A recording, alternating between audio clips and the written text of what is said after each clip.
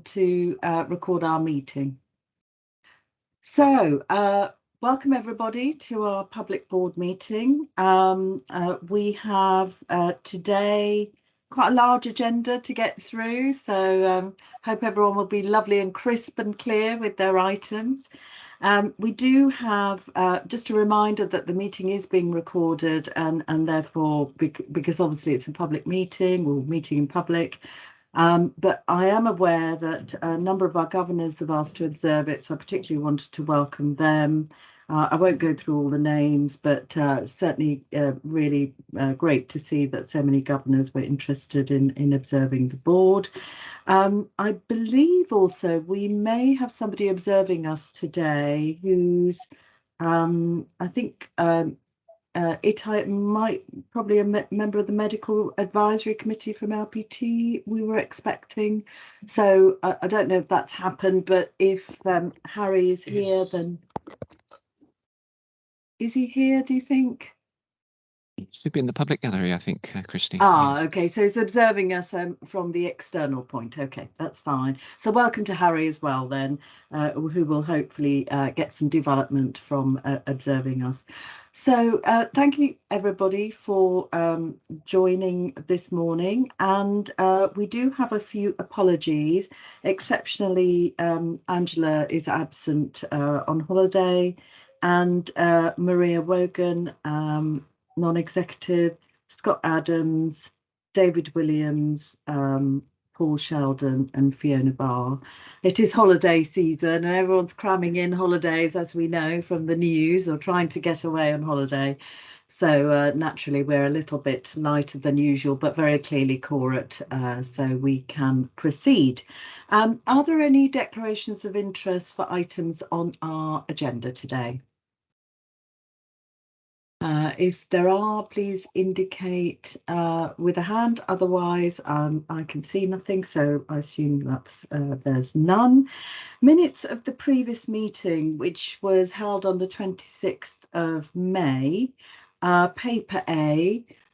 First of all, are there any points of accuracy that people would like to raise? If you can indicate if there are, then I will pause to note that. But I can't see anything, so I assume everyone's happy to approve the minutes then from our last public meeting. And are there any matters arising that people would like to raise that aren't covered on the action sheet? Okay, no matters arising. So if we look at the action sheet, that's paper B. The draft quality account was updated and quality and safety finalised it, and it's published, Julie, isn't it, as expected. There was another action on the action sheet, and I thought it was useful just to ask for an update on that, because it makes reference to a CANS Quality Summit, which I'd assumed would have already taken place. So I did touch base with Julia on this, because obviously it referred to the Quality and Safety Committee. Julia, do you want to come in and just mention what you report back on that? Thanks, Christian. Apologies, my hand function seems to be not working this morning by the looks of things. Yeah, just to amend that slightly, we've looked at a variety of different CAM services over the last year in a variety of different workshops, which has included children and young people in inpatient settings that are eating disordered, but specifically for the service we heard from late last year, we are planning a workshop early in the autumn. Richard and I just trying to confirm a date for that, but the CAMS Quality Summit that's mentioned there was actually something I believe chaired by Julie, Director of Nursing at the time, late last year, so it doesn't actually link to this specifically, so we'll just amend that update, and we're looking for the planned date for in the autumn. Thank you, Julia. That's helpful. Your hand did pop up actually, so it is there. So thank you for commenting on that. So if we can update that action, it's still open, but update it accordingly, that would be helpful. I don't think there was any other actions. I think we can move on from the action sheet. Is there anything on the forward plan that anybody wanted to raise, which was paper C, which is also included alongside the action sheet? Is there anything that anyone wants to highlight? I think we've got everything covered now. Now that we're sort of back onto a degree of normality in our board meeting agendas, and we're focusing on the full range of items. I think we're back on track with our annual forward plan. So unless anyone's got any comments, I suggest we move on. So I'm delighted to welcome Jonathan, who was here at the start and we said hello to, who is part of our patient story. But I believe Jean's going to introduce this in the first instance, and then we'll I'm sure hear more. Over to you, Jean. Thank you, Krishni. We're absolutely delighted that Jonathan can join us this morning. We also have Simba here, who is the manager of the Crisis House. And I'm actually just going to hand over to Simba and Jonathan to tell their story rather than me take up time. So over to you, Simba. Thank you. Oh, hello, everyone. I'm Simba. So I'm the manager for the Crisis Houses. So that's the Martins and the Warren. So I've brought with me Jonathan, who has agreed to do the patient story, and he's going to share his part of his journey that led him to his admission to the Warren and the impact that the Warren had towards his recovery. So Jonathan wanted to be present to actually share his story. So you see a lot of passion from him because I think it's something that had such a positive impact in his life. And till now, he still talks about how the Crisis House has really helped him. So what I'll do is I'll probably start with Jonathan just to give his story of how he came to us and his journey really. Yeah, thank you for this opportunity. It's such a privilege to. Sorry, 1 sec. It's kind of embarrassing. My burglar alarm's going off. That's it. Always happens when you're working from home. Sorry about that. Sorry. No problem at all, Jonathan. So yeah, my story reflects many years battling with mental health. So just briefly, I went through a divorce in 2019, and it broke me. To be honest, it totally broke me. You don't get married to get divorced, and I wasn't expecting it. I didn't realize until later on my wife had actually cheated on me. So for that level of rejection and pain was quite heartbreaking. I was very, I couldn't let my emotions would always control me. My emotions would get the best of me, and I would be in situations where certain emotions would hit trigger points and intrusive thoughts would come in. I'd feel suicidal. I would cut myself, self-harm. I was very depressed. I had low self-esteem. I had no confidence as a person anymore. I couldn't trust people, and that was my main factor. I couldn't trust no one. And so in 2019, I ended up in the Warren, and I went to the doctors, and it was kind of frustrating. I said, look, I need to be signed off with stress. No, we can't do that at the minute. So unfortunately, I had to say I knew the trigger point words like, I feel suicidal. Okay, we'll do something about it now. Okay, so I ended up in the Warren. And to be honest, the Warren was a kind of a place where I felt safe, secure. It was a foundation in a sense to rebuild your life. I was just totally broken. A lot of my mental health stems from I was sexually abused when I was 20.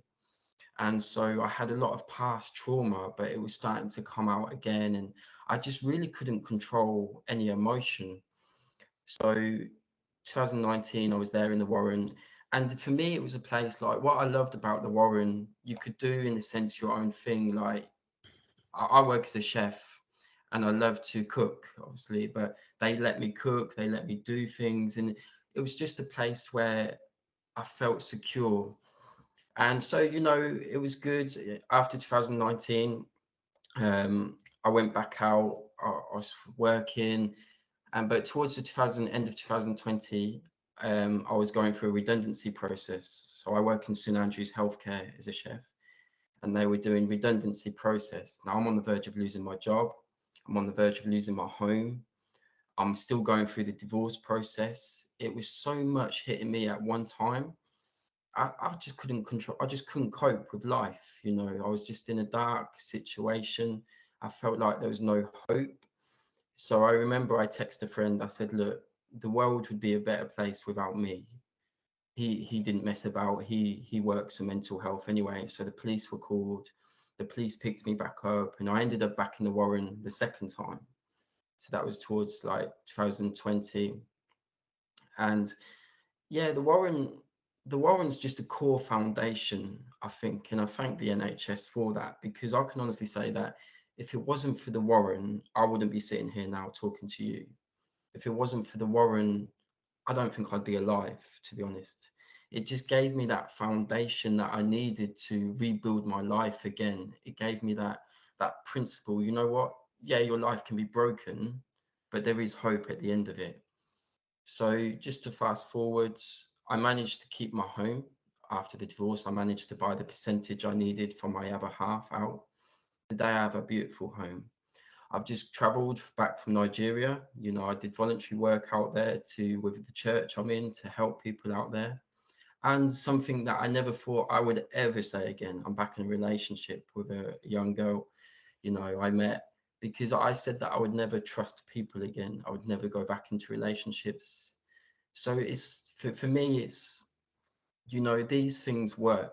What the NHS have done, the money you've invested places into the Warren, you know, it's given the core foundation for people like me that was so broken to rebuild my life again, and to have what I have today is just amazing. And so yeah, it's just I don't know, I'm just in awe what the NHS has really done. You know, people moan about the NHS, but I thank the NHS so much, because it gave me just a foundation to bounce back, that you can be broken, but there is hope, you know. And I was going to share this. 2 weeks ago, I attended a funeral for a person I knew that took her life.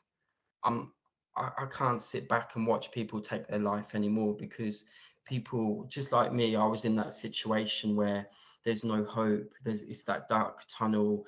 You don't see a way out. But if there's more foundations in place, people can have, no, that there is a way out. There's hope. There's light at the end of that tunnel.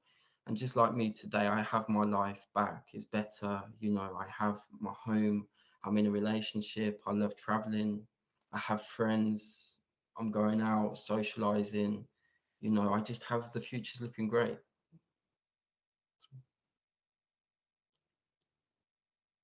Thank you, Jonathan. Thank you so much for sharing that. I'll give people just a moment's pause to think about. Are you comfortable to take any sort of questions, Jonathan, if people would like to? Simba, is there anything you wanted to say to add, or Jean, before we do that? Is there anything else you wanted to add? So what I was going to do after Jonathan's finished, I can give just an overview of the crisis house. Yes, Because I think do. one of the things, that I've noted, I think not a lot of people know about these two amazing places that are available for people to use. And so, yeah, I'll give that overview towards the end. So just, and probably welcome all of you if you'd like to visit as well, just to see the environment and see what place that Jonathan was at. And yeah, just get that feel, really. Okay, so does anyone want to ask any questions of Jonathan first, then, and then we can hear a bit more about the crisis house itself from Simba. And welcome also, Richard. I can see. Nice to see you again, Richard. Okay, Itai. I wasn't going to ask a question really, but I just wanted to thank you very much, Jonathan, for sharing your story. It's very impactful, very relevant, very, I think we often, don't recognize the high suicide rate amongst men in particular. And I think you being able to share your story about how you got to the other side will give quite a lot of, comfort to people that they can get through some of the challenges that they face. And it would be, I'd be interested in getting in touch with you really for how you can offer that peer support, because that tends to be very, very impactful. Sure. Thank you. Thank you, Vitai. Yeah, it's a really, really important point, isn't it? That particularly, I mean, all mental health is important, but we recognise that young men in particular, there is a particular need. So I think there are a couple more comments, Melanie, followed by Julia. Melanie?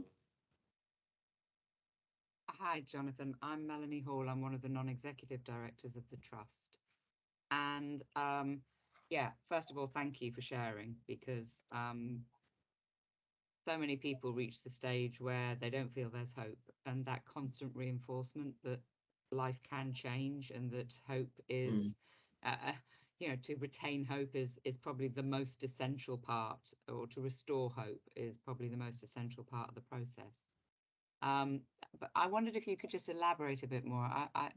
I loved you saying that what the Warrens did was particularly help you to engage in some of the things that you really found positive, like cooking. And I just wondered if you could shed a bit more light on sort of how the staff engaged with you, because you must have arrived there in a frame of mind that was almost resistant to help in some ways. So I wonder if you could just say, what was it that helped them to get through to you? Well, when I first went to the Warren, to be honest, I saw all the doors, and the doors reminded me a bit of St Andrews. And to be honest, I personally, I thought they're just going to shut me away. It's going to be like mental health, lock the key. But the staff were so friendly. They said, look, make this as your home. You're here. Treat this as your home, in a sense. If you want to cook, you can cook. If you want to go and watch the TV, you can. So straight away, I just felt peace. And then so I went into the computer room, and then they would come in and sort of set goals with you, and like, what's the best goal moving forward? What do you want to achieve? And so they would print a lot of stuff off, and they would just really be there to talk to. I remember one time I was really struggling, and I think her name was Jodie. And Jodie just sat down with me, and just to have that one-to-one. I work better on one-to-one a lot of the time, talking with people. So it was just that they were always there, in a sense. Never mind what they were doing, they would stop what they were doing, they would come and just chat with you. So for me, it was just how staff can just have that dedication to seeing, they want to see other people make it. That's excellent. Thank you so much, Jonathan. Thank you for giving me that extra understanding. Thank you. Julia? Thank you, Krishni. Hi, Jonathan. I'm Julia Curtis. I'm another non-exec director. Just a comment, really. You just make me feel very proud to be part of NHFT for a start. You are absolutely inspirational, and I mean that from the bottom of my heart. To hear that you came in the state you've described to us, to be brave enough to tell us about it, for one thing, but actually the way that you're going to sound as though you're going to use that in the future to help others is hugely inspirational. And you've made me want to go and visit. I've been here a little while, but I've not been to the Warren or the Martins, and absolutely yes, please, because it's not just about, we see on the TV, don't we, NHS workers in lots of acute services, and people don't think about the impact of every day of some of those kind gestures and just the basics that you needed at that time, the space, etc., that I think you've so eloquently sort of shared with us. So thank you. It's just to say thank you for being so brave and sharing with us, because it will have a lasting impact, and I'm sure we'll sort of think of things we want to ask around the service in a bit. But actually, for you, thank you so much for coming along and sharing. Thanks. Thank you. Thanks, Julia. I think you've sort of encapsulated what everybody was thinking there. And particularly, I think that the obviously the support that you receive, but I think the giving hope, I wrote down and underlined hope, because it just feels it is really important, isn't it? That sense of hope. and that came through really strongly in your story. So I'm one of the lucky ones because I've had the privilege of, in fact, it's how I remember a half a day at least spent with Richard wandering around services, and I think the crisis house was at the time the one crisis house, I think. And we're lucky enough now, well, with a bit of pushing, to have two, because we could see the benefit of that. So on that note, Simba, do you want to tell us more then? Yes, I can do. So I just want to say thank you as well, Jonathan, for coming to support to tell your story. I think like when you were speaking, when we've initially met, that passion that you're giving just made me feel so proud to actually be working in such an environment as the crisis houses. It's such an amazing resource that I didn't even know it existed up until I got the job to actually come in as the manager for the crisis houses. So one thing, like I've just been involved in a lot of co-production groups and actually discovered the crisis house came through co-production. So some of the service users that I spoke to had mentioned that they wanted an environment where it was not a hospital environment. If their mental health is deteriorating, they want a place where it's safe to prevent that crisis from escalating to them requiring acute inpatient admission. And they just told me they sat down with the drawing board, thought about the crisis houses, and that's how the Warren opened. That was in 2019, in 2016, sorry. So since then, the type of environment that the crisis house is a homely environment. So what we do is people that are admitted to the crisis houses, you don't have to have a background of mental health. It's whenever you're having a crisis that's having an impact on your mental health and you just need that support at that time to prevent things from deteriorating, then you can be referred to the crisis houses. So our referral pathway is usually within the NHFT frontline services. So it's usually from band 5 and band 6 above that can actually refer to the crisis houses. So the minimum requirement standard for the referral is we require just a mental health assessment, which is what the practitioner will undertake with the service user, just to try and understand what are the mental health needs or what is the crisis that's actually impacting on their mental health. And I think at that point, that's when the co-production part starts, because it's more almost like setting goals and trying to identify interventions that can support the service users within the community. And once that's established, the service users can be referred to us at the crisis house.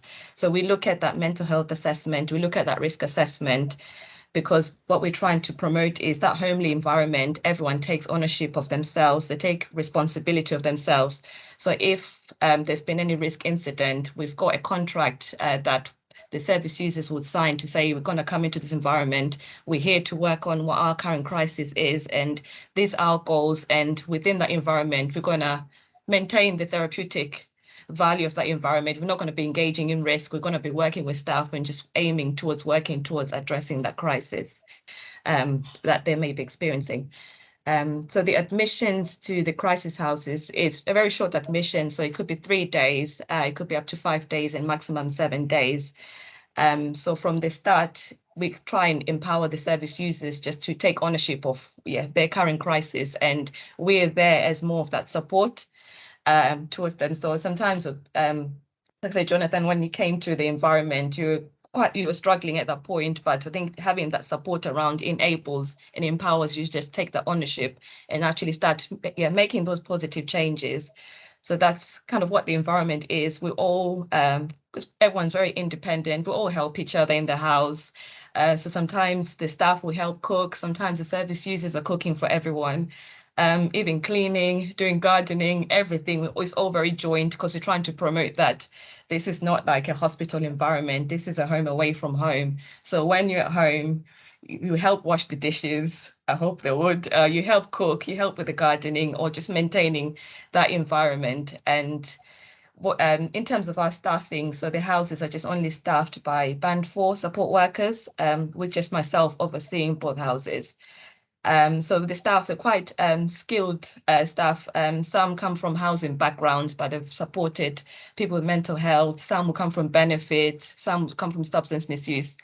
And because of the service users that do come to the houses, some of them got various needs. So I usually have enough staff that are probably skilled in particular areas to support that service user. If someone is struggling with housing, accommodation, I know the service user can go to this person, and trying to establish links with a lot of community resources as well, just to support the service users that are coming to the house. So the houses are quite busy. It chops and changes, but at the moment they're very busy. There's a high demand. I suppose after COVID, it's disrupted a lot of people's lives. So we've been very busy at present. And what we're trying to do as well with some of the service users that do come to the house, trying to get them to be involved as well. So trying to get them to come back and give back or support. So we've had people that have volunteered, or getting them involved in patient involvement as well. And hoping that we'll probably start a co-production group specifically for the crisis houses, just to look at what is it that we need, is there anything that we need to change, and just improve, really. But it's such an amazing resource, and like I said, I would urge you all to arrange some time to visit and just see the environment and speak to the people that are actually there as well, to find out their experience. Thank you, Simba. Saqib. May I just ask a follow-up question, Simba, that if the two houses at the moment are full, what happens if we reach capacity? Do people have to go out of county, or what happens? So at the moment, so with the crisis houses, our referral is just a first come and first serve basis, really. So we've had periods where we have reached capacity. So if people are being overseen by the community mental health team, they remain supported within the community up until, let's say, a bed is available. And and I think we've had quite a few incidents of that as well recently. Thanks, Simba. And thank you, Jonathan, for a very powerful story. Thank you. Thanks, Saqib. Anne? Sorry, I couldn't get off mute. I think fantastic to hear your experiences of using the crisis house, Jonathan. It brings it to life, of the environment that we see, we go in and see and really experience with the staff. It's been a really positive journey building these houses, from the very early plans. I remember sitting down, Simba, with that piece of paper and saying, what are we going to do? It's also had quite a knock-on effect to other services we provide, and just in sort of response to what else could be provided in the community. It kind of goes hand in hand with another service, which is hospital at home. So we can enhance input at home with the third sector if we can't get somebody into the crisis house. So we look at, we're sort of building that repertoire of services across the system, not just within NHFT, that really supports while people are, if they do have a wait to come into the house. But that's where the house does a really amazing piece of work for the time someone walks in, to try and keep it quite a focused time there, so that we do get regular beds available. So it's very skilled. I'm quite in awe. Thank you. And of course, there's the crisis cafes as well, which I think are another resource, aren't they? Albeit a different one, but also another powerful resource that's available to people who want to walk in somewhere and talk to somebody. I think Julie wanted to come in. Julie? You're on mute, Julie. Not doing well already this morning. I'm Julie Shepherd. I'm the Chief Nurse for the Trust. Jonathan, thank you for sharing such a powerful story and the positive impact that the Warrens had on your life. Simba, I have been out to the crisis houses. I remember when the first one was developed, and I think it's really important to share that actually this is a big innovation. Not many mental health trusts have crisis houses, do they? I don't know, Simba, if any others have developed them.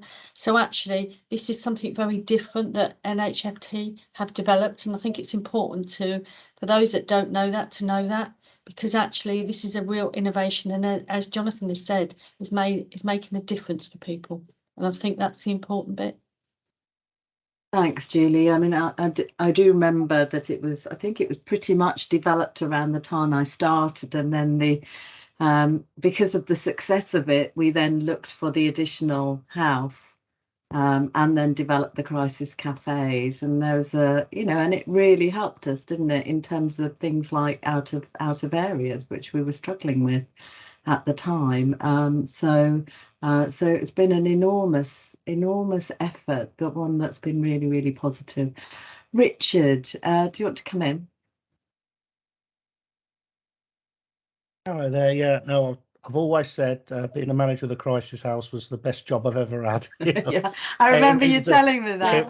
It was amazing. I don't know why I ever took this other job, but anyway, no, I just wanted to say, Jonathan, thanks so much. We really, really appreciate that. And excuse me, one of the most important things for me is it's not a clinical environment, and I think what Jonathan said there sort of echoes that. It's a very endearing, it's an environment where people feel it's okay to talk, and people are so approachable.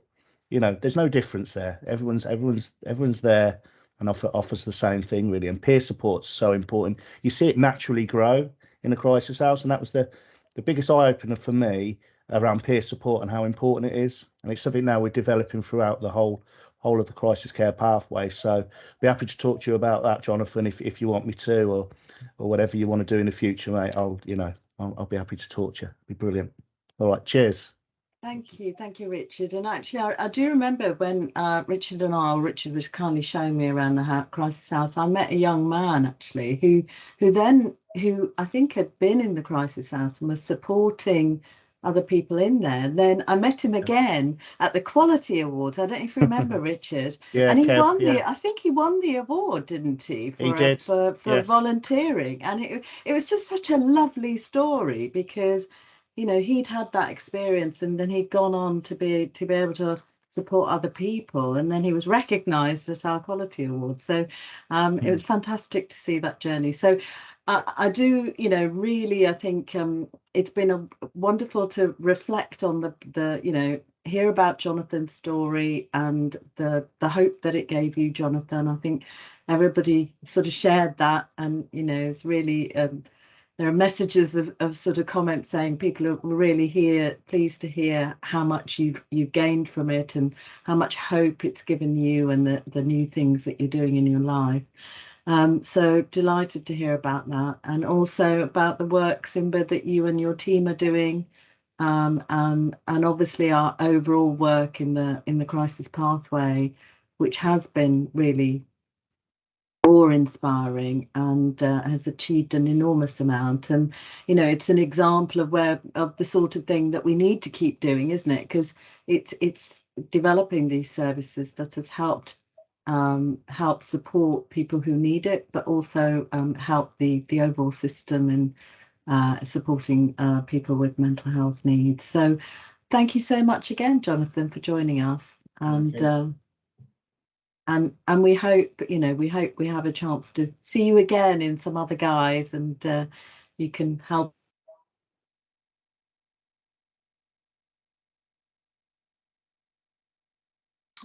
Krishna's frozen. Oh, I've lost Krishna.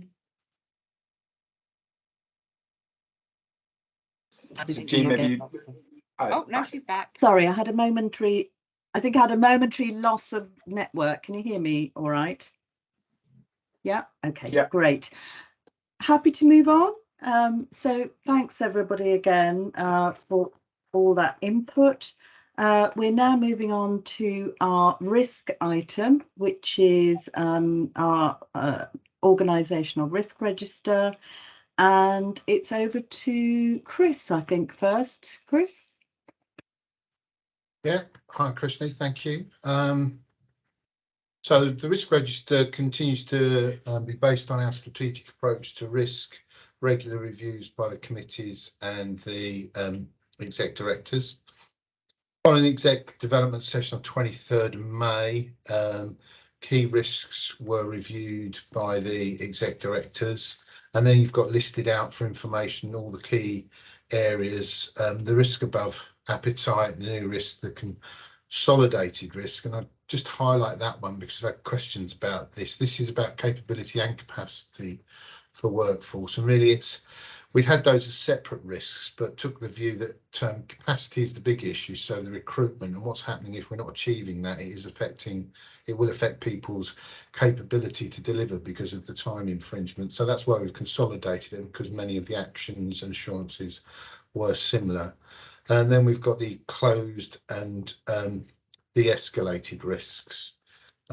As part of implementing the risk register, one of the key new developments which we shared at the Joint Committee is the corporate risk register. So this really plays to the escalation and de-escalation of risks, and is now overseen by the executive team, things that come from the directorate risk register and things that are de-escalated from the operational risk register.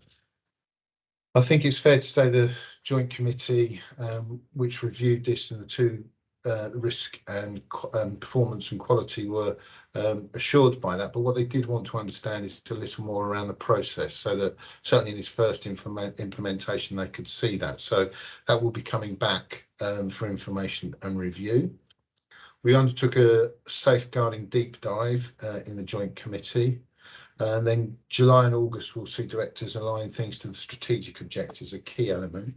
We're also now working on the system risk register to take that forward. And we've determined that the Joint Committee will continue. It seems a lot of benefit, but that it will focus on the deep dives, leaving each committee to do the review of their risk registers. So they're the main developments on the risk register.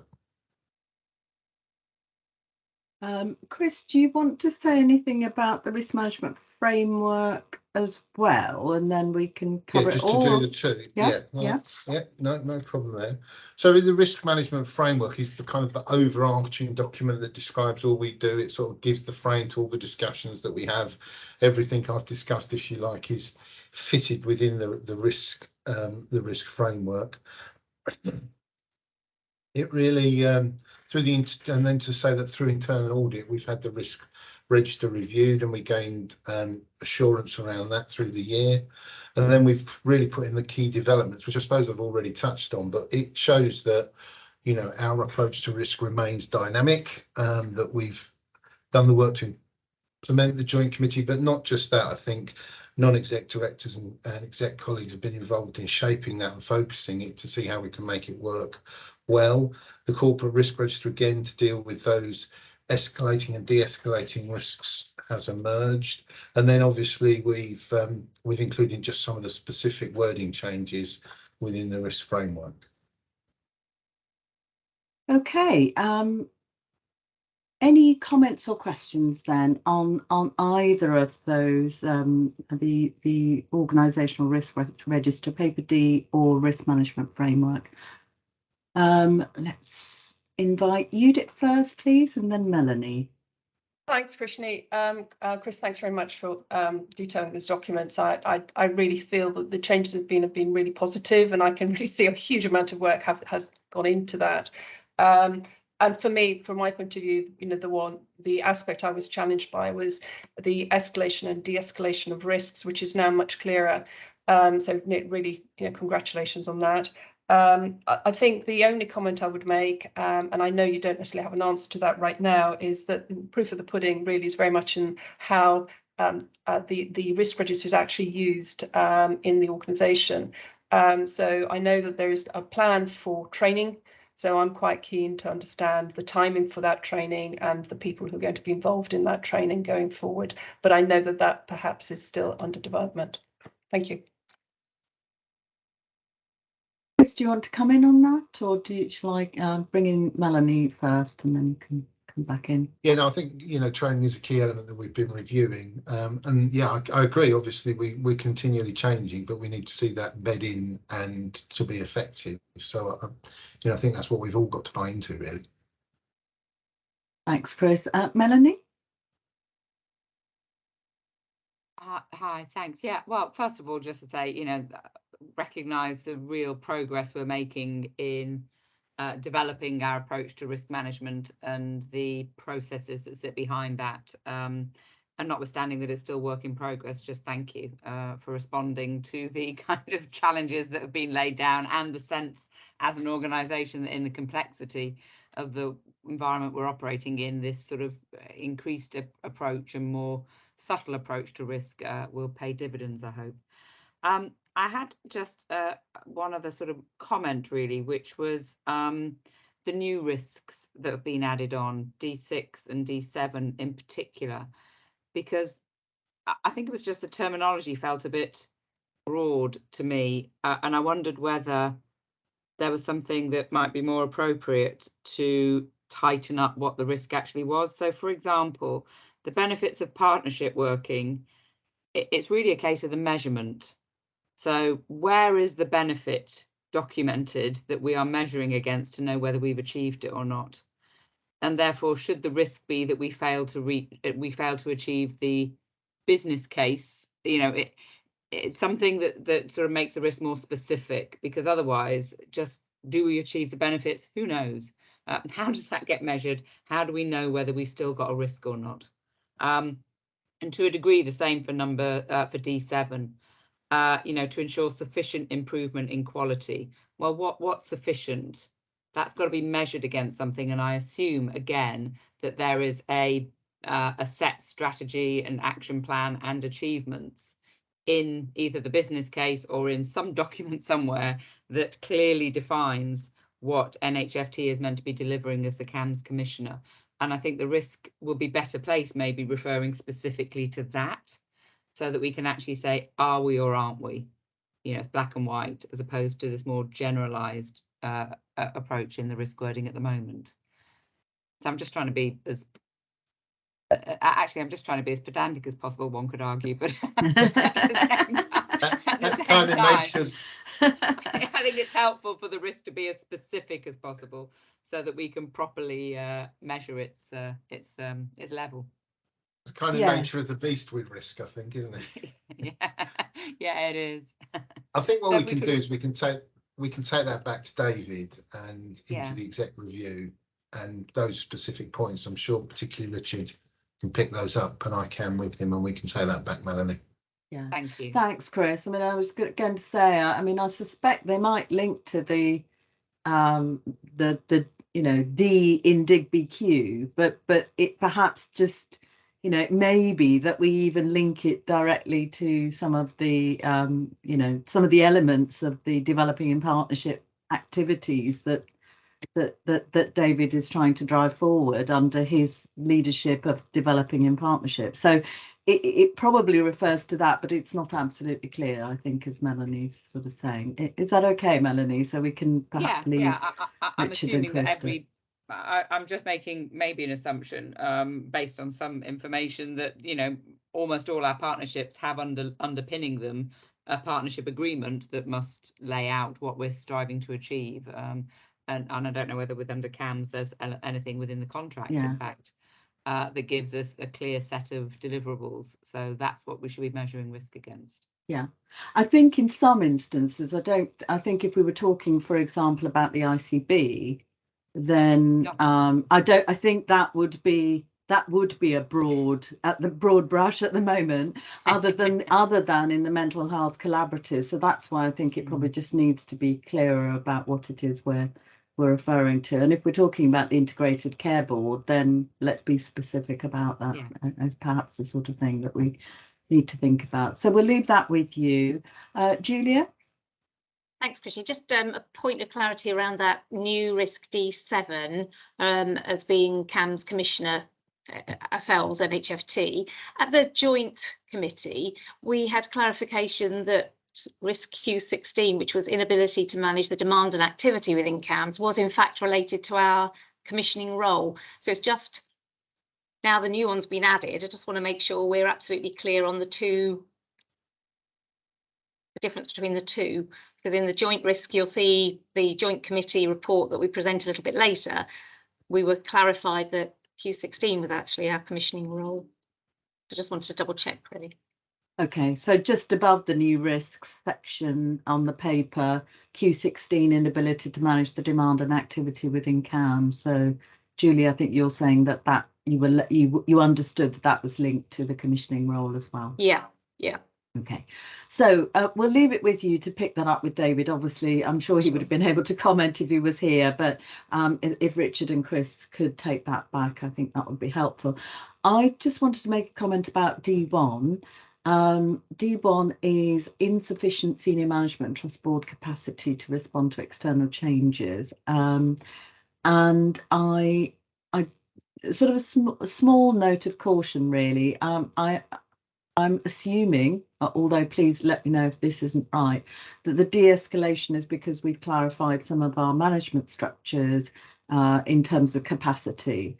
It's been useful to understand the thinking behind that. But just to pick up the challenge that governors posed us was that they wanted this risk to reflect not just executive capacity, but board capacity overall, including non-executive. So actually we need to be thinking in the round, and I'm not sure we've really addressed non-executive capacity in relation to the ICS and the ICB. So, and that's a conversation we actually had at our board development workshop recently. So I was just going to make the point that I think we just need to remember that, because that's the reason why we updated it. And just a note of caution that we need to keep an eye on that, because I'm not sure we've quite yet addressed the non-executive capacity element of that, which was now part of that risk. Sakib, did you want to come in? Yeah, I just wanted to comment on G3 3744. External factors adversely affect the well-being of our staff. So obviously, I assume this is predominantly to do with cost of living crisis, etc. But I was just thinking that it relates closely also to insufficient resource and capacity with a heavy use of bank and agency staff and high turnaround of people. So I'm just wondering whether there has been, I know it says it's static at the moment, but with the recent money workshops, etc., whether there was any direction of travel that we were getting, any feeling that staff were feeling supported. Chris, are you able to come back on both of those? My comment about I think your comment about that risk, Christian, I think is that needs to keep under constant review, and obviously these will predate the discussions at the board, where I think Scott shared, didn't he, a range of concerns. So again, I think we need to play that back into the review process. Yeah. Yeah, I think we do get feedback, staff feel supported, but I think the challenges with it is it's just the level of pressure externally. I mean, we have to continually understand that there are things in the risk registers, to some extent, the workforce that are externally driven, and even if we feel we are fully on top of it and doing everything we do, it's likely that staff will still feel the pressure, particularly with the cost of living and the issues around that. I mean, if I was just listening to the news last night, I mean, the number of people who are talking about how serious this is, and myself, even, the way prices are going up in the shops, it's incredible. So I think we can't manage that. I think we are doing as much as we can, and we'll try and do more, and staff are assured about that. But I think this is a bigger picture that we can't necessarily manage. Thanks, Chris. So this sort of sense is that and we heard obviously and talked about the actions we were taking to support staff, certainly in terms of cost of living in a previous discussion.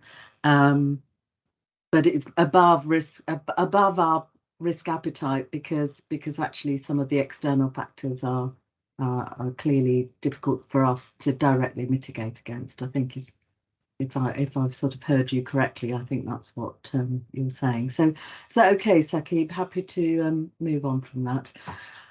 Okay, so and Trudy, actually, do you want to come in just on that point, Trudy? Yeah, thanks, Krishni. I was just going to say that obviously we are continuing to support staff, so just to reassure the board that the cost of living group continues to meet. We're also looking to have a listening event with senior managers, because obviously the recent announcement of the pay award has caused some considerable amount of disquiet. This is the first year that actually the pay award hasn't been standardised in percentage terms across the whole of the pay bands. So we are looking to have a listening event to understand from senior managers how we can support them, as obviously they face cost of living crisis as well. Thank you. Yes, thanks, Trudy. I think really good to have a listening event, because we don't want to make any assumptions, do we, about what people really feel would help as well, and what else we can do. So I think we did hear that when we were talking about the well-being approaches at one of our board workshops. So it's good to know that's being taken forward.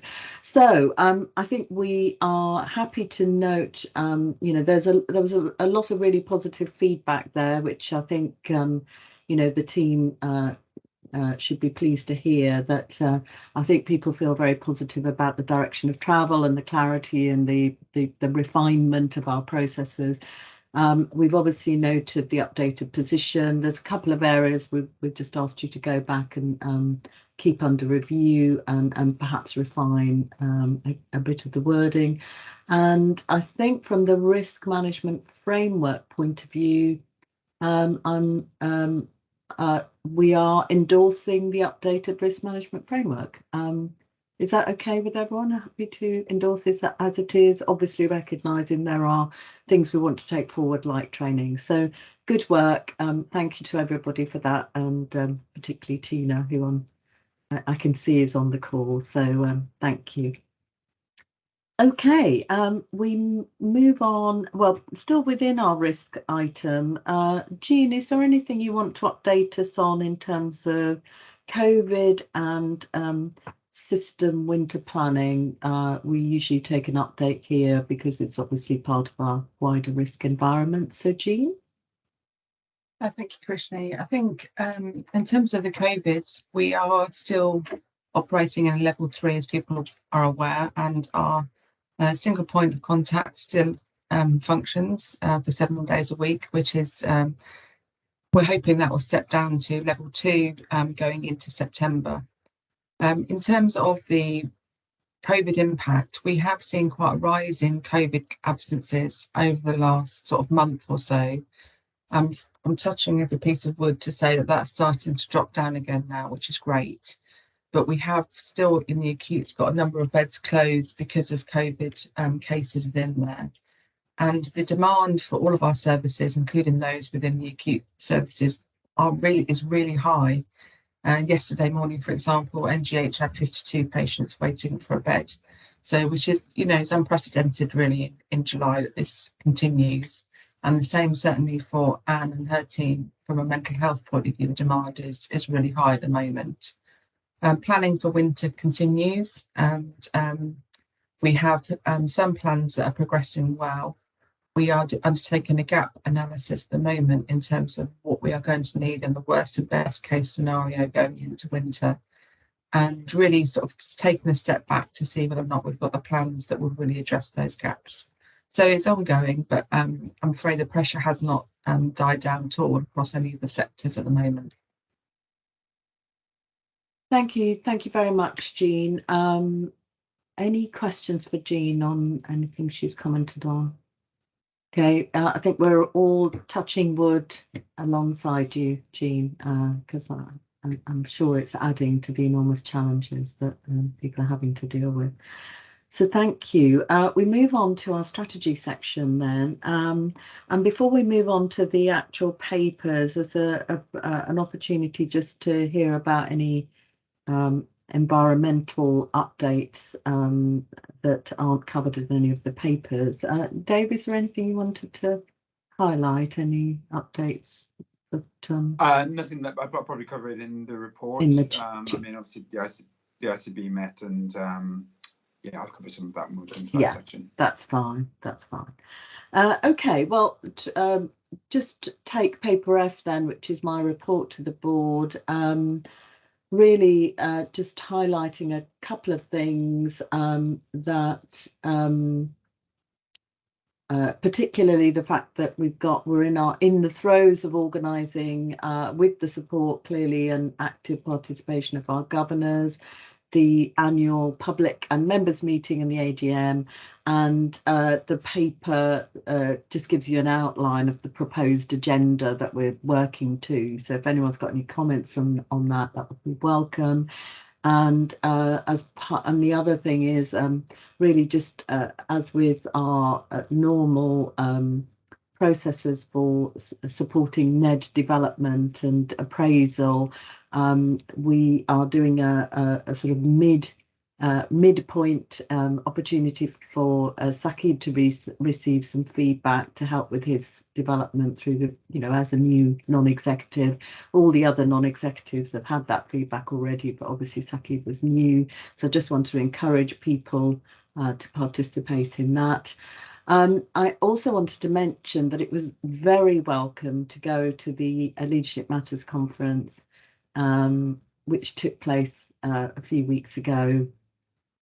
It was just really nice to see people again, some staff that I hadn't seen for quite a while, apart from on screen. So actually to see people physically, and I know some of our governors were also invited to attend that as well.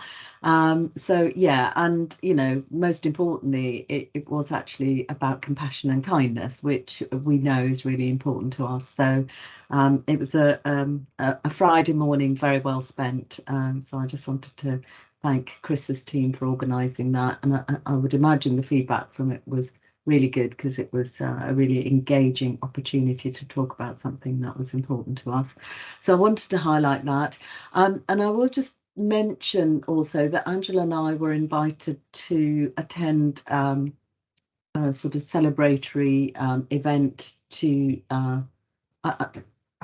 sort of mark the occasion that the Vice Chancellor of the University of Northampton, Nick Petford, was stepping down and moving on. So there is a new Vice Chancellor taking up his position. So I just wanted to mention that because obviously, it'd be important for us to engage with new colleagues at the university. But it was a really good opportunity to touch base with other colleagues that we haven't seen for a while, including some local authority colleagues who were also present to mark that occasion. Okay, that's all from me. So unless anyone's got any questions about anything I've mentioned, I shall move on to Dave. Dave, do you want to comment on anything in relation to the Chief Exec's report? Thanks, Krishni. Maybe just a few things.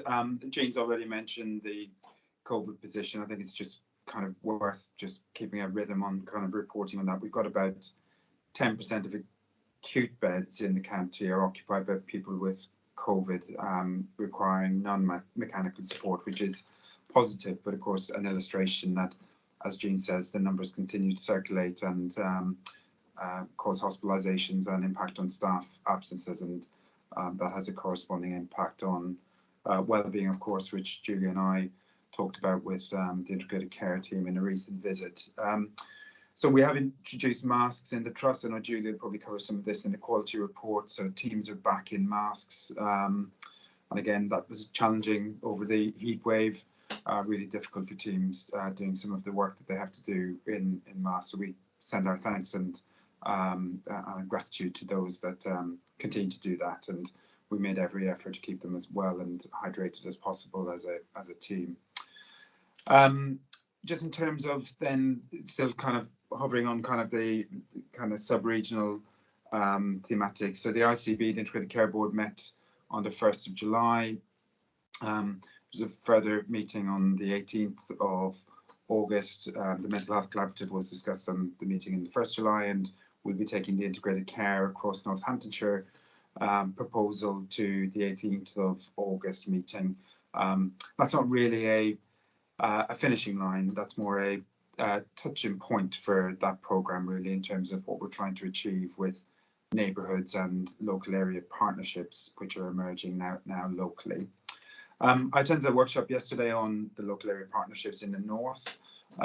They are looking to develop, as we've talked before, for health and well-being for across the county that generally map to our work districts, so the old local authority districts, Wellingborough, Corby,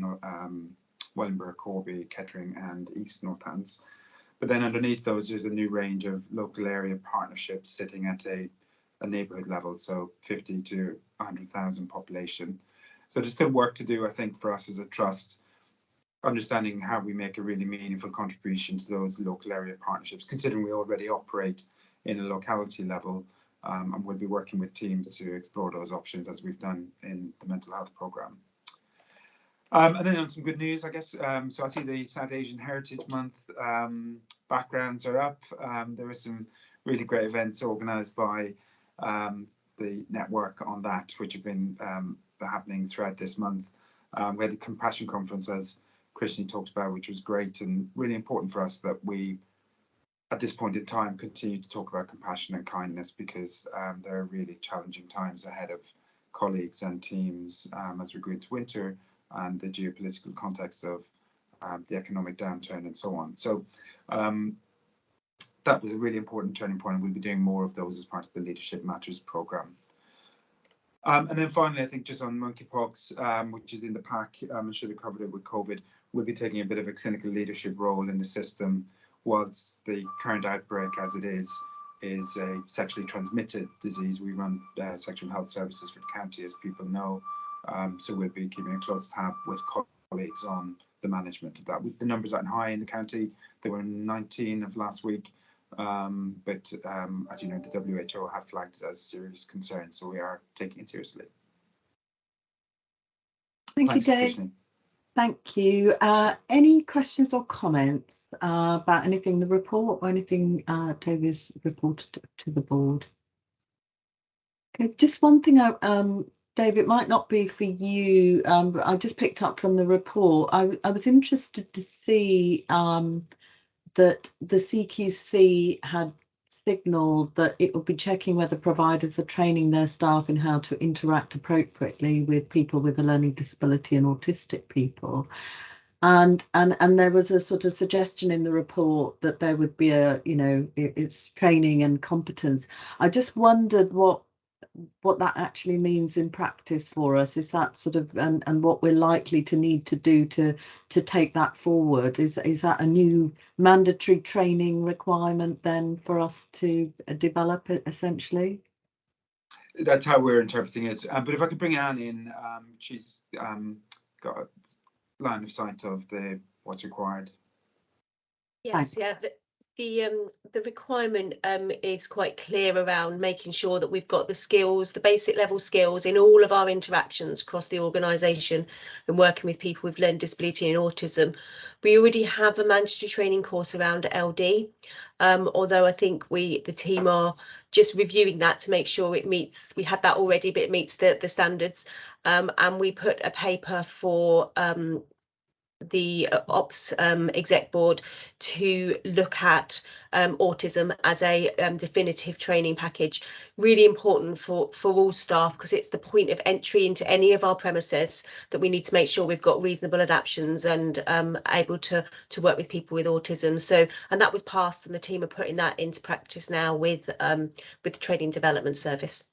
Great, thank you, Anne. Really helpful to hear that, and good to see actually, because I know when we've had stories in the past here from people who are, have are on the autistic spectrum, training and recognition and the need and the sensitive way in which people support and recognise what support might be needed, all those needs, has always come across as quite important. I know, Richard, the last time we had somebody speak to us, I think one of the things, there was the Oliver McGowan training was sort of mentioned, and I know a couple of people did that training and said it was incredibly powerful. So it all sounds like a really important development.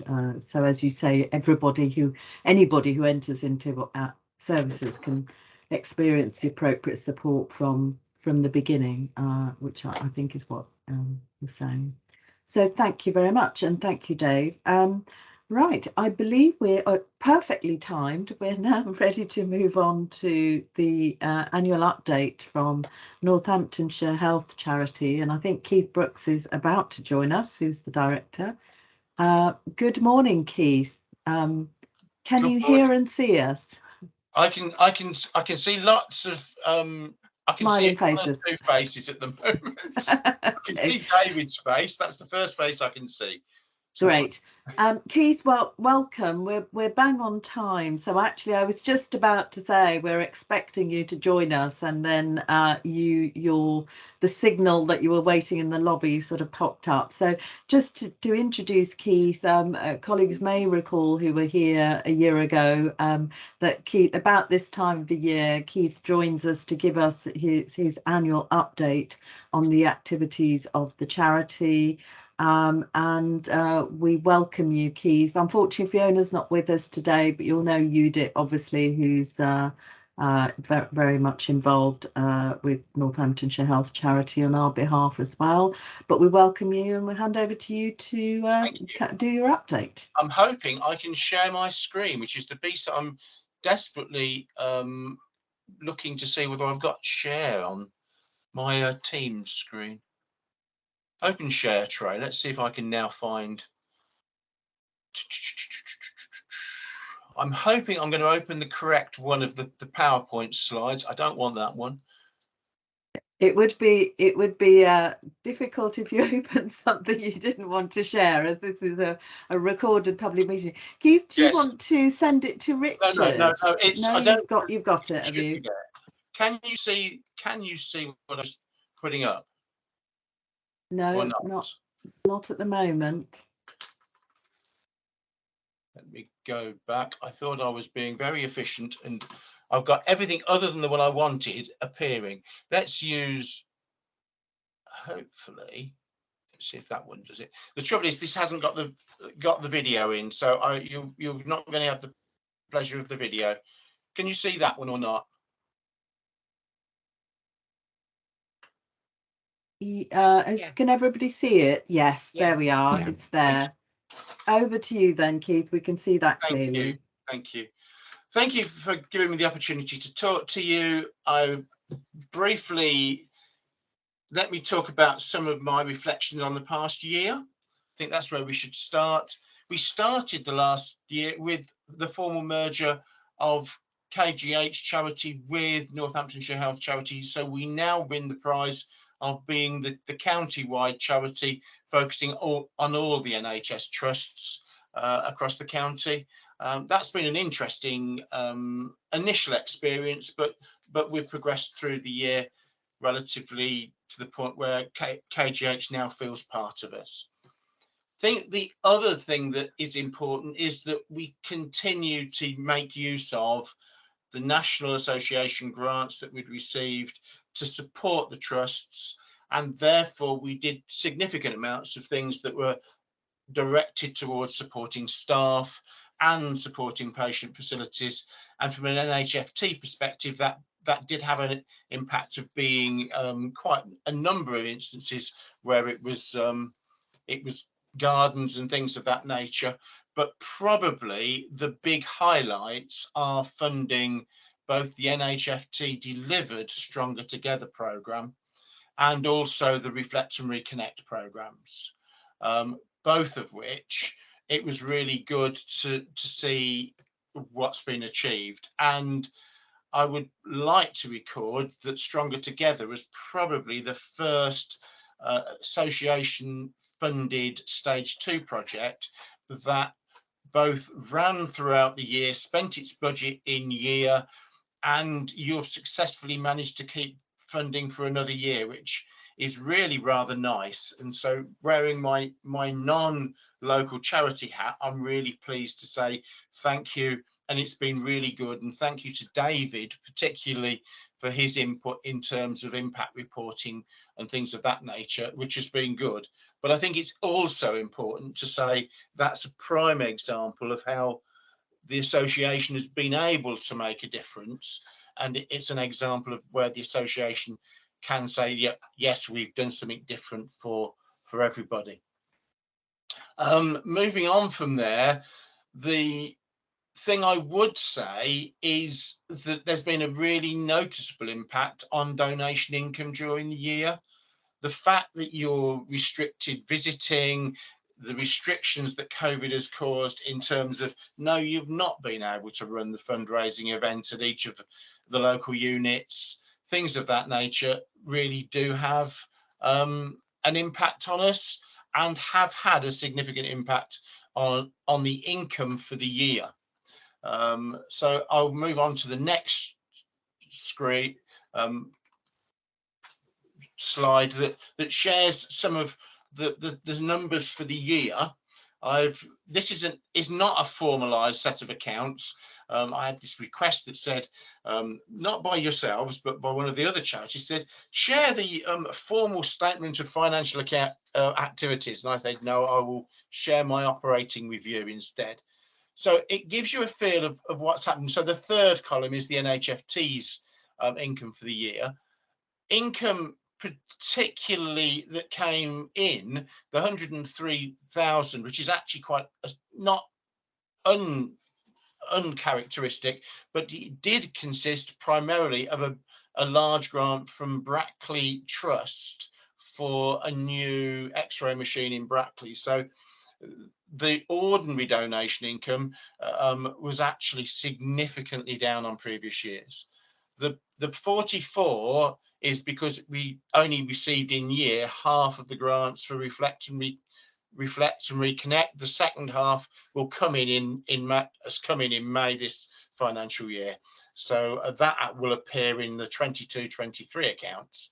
And the large funding for Stronger Together has been treated as part of core activity because it isn't, whilst we've paid NHFT to deliver, that was fundamentally a service for the whole county.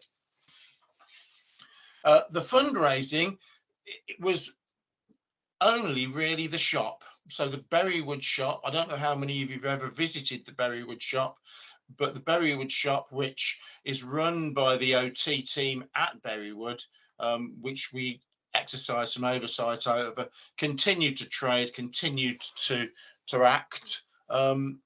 But in terms of it washed its face, but nothing more. So normal fundraising, the fundraising that we would have seen from the units, just didn't happen in the same way last year.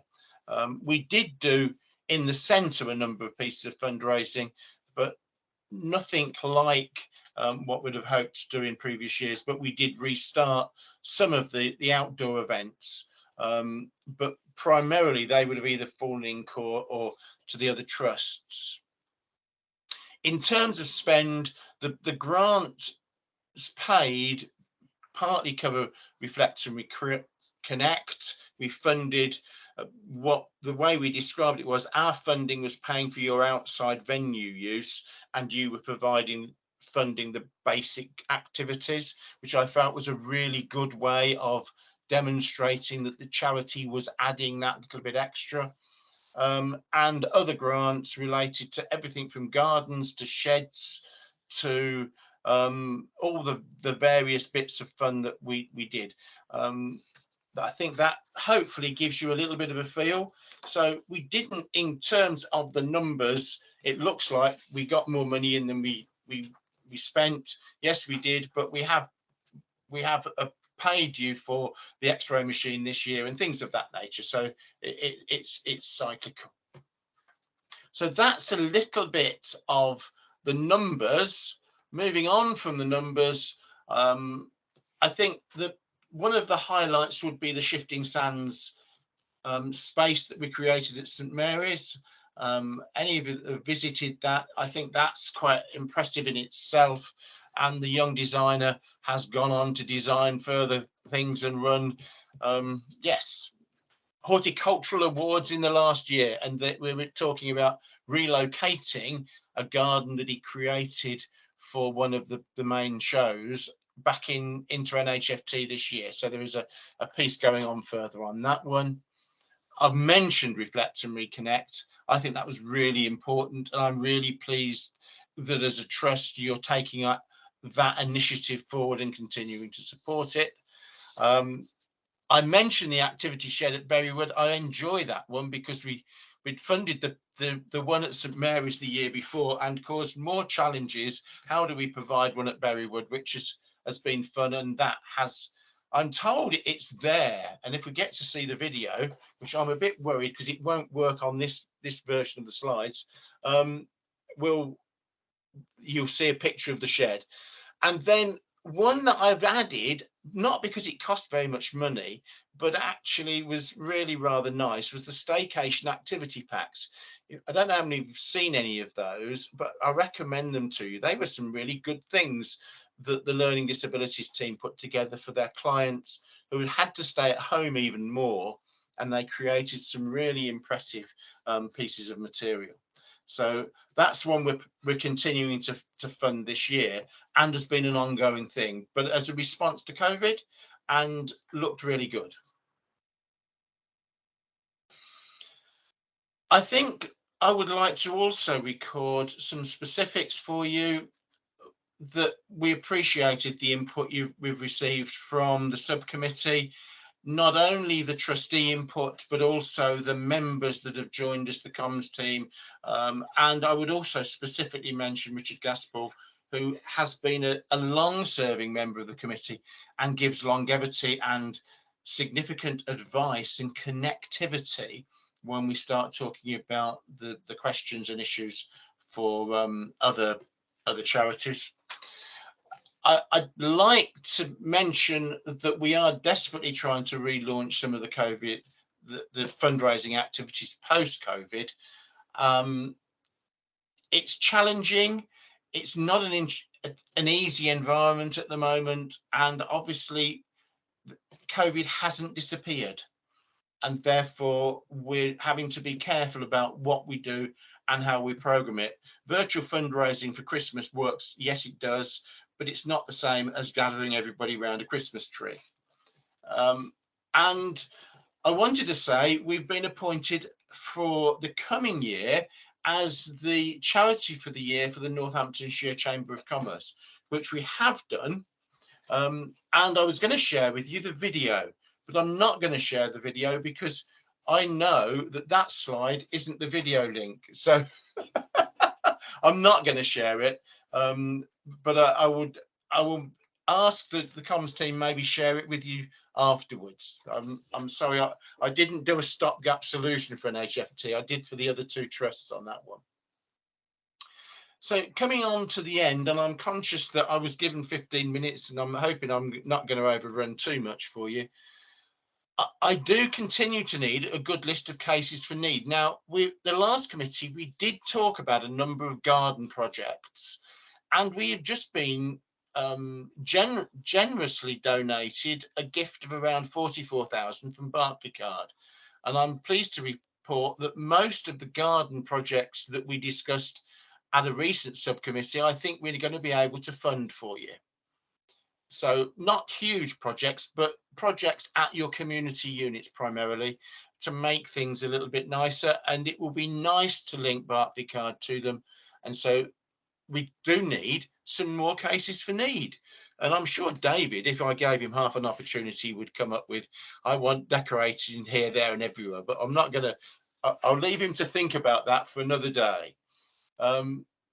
We have another ask, which is one that is always a challenge, which is we always need to update our list of fund advisors, the people that act as your eyes and ears and act as advocates for the charity and also act as champions.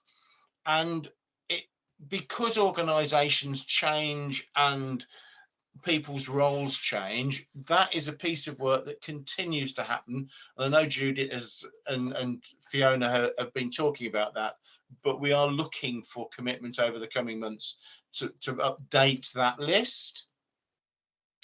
And then a little bit of encouragement for staff. We ran Spring into Fitness this past year. We will be planning to do it again as a fundraising and staff encouragement and enhancement opportunity. Please encourage that. And also, if you've got a member of staff getting really keen to do some sponsored events, encourage them. And sometimes, yes, do sponsor them, please. And we've had one or two really good ones. And so I say thank you to those staff that have done specific pieces. And my last request, which I'm making to all three trusts over the next 2 days, is keep us informed. Now, we've done some work already with NHFT on aligning with your strategic thinking. And I think that is important, that we continue that that exercise, and we're clear that we're seeking to help it in the best ways we possibly can. Hopefully that's given you a relatively quick run through, and I've met my time frame, but hopefully if anybody wants to ask me any questions, please ask and I'll try and answer. Thank you very much, Keith. I'll bring David in. David? Thanks, Keith. That was really helpful to see all that detail. It was more of a comment than a question, really. I just wanted to say thanks to the charity for a few things, really. I think you bring a different sort of life and humanity, I think, to the trust and our spaces. I've been to the St Mary's Shed, and the Shifting Sands garden there is wonderful. And equally, your contribution to the Reflect and Reconnect sessions, bringing, you know, almost the entire trust together in their teams to think about each other and themselves. So I just want to say thanks for that. And yeah, I would love you to support us with redecorating some of the wards that we're just finishing off now. We've got plans, so I'll be in touch. There you are. There's a commitment, Keith. Julia. Oh, thanks, Christine. Hi, Keith. Just again to echo thanks, but for me, it's the impact of on both service users and staff from all your activities. That's incredible. You know, I don't underestimate the impact of having a space in a garden when you're unwell and need some support. So thank you for all of that effort. And it's just outstanding, really, because I know that the time and effort that's involved isn't always visible, and so we appreciate all your efforts personally, I'm sure, as well as Udit and others, to keep this going. So thank you. Thank you. Thanks, Julia. Yeah, so I mean, I think it's really, I think Keith's made a really important point. I think Udit and Fiona have sort of said this to us as a board before as well, about trying to make sure we're sort of factoring our thinking about how we can, you know, how the charity can help us with our plans, really, and trying to be really proactive on that. So I think that's something that we need to continue to be focused on. And I particularly wanted to thank you for the Reflect and Reconnect days, because actually I think it links with the well-being, you know, points that we've made before, that it's a really important part of what we've offered our staff, and it's fantastic that you've been able to help with that. And indeed Stronger Together, which is also a well-being support initiative, albeit one for all our staff across the county.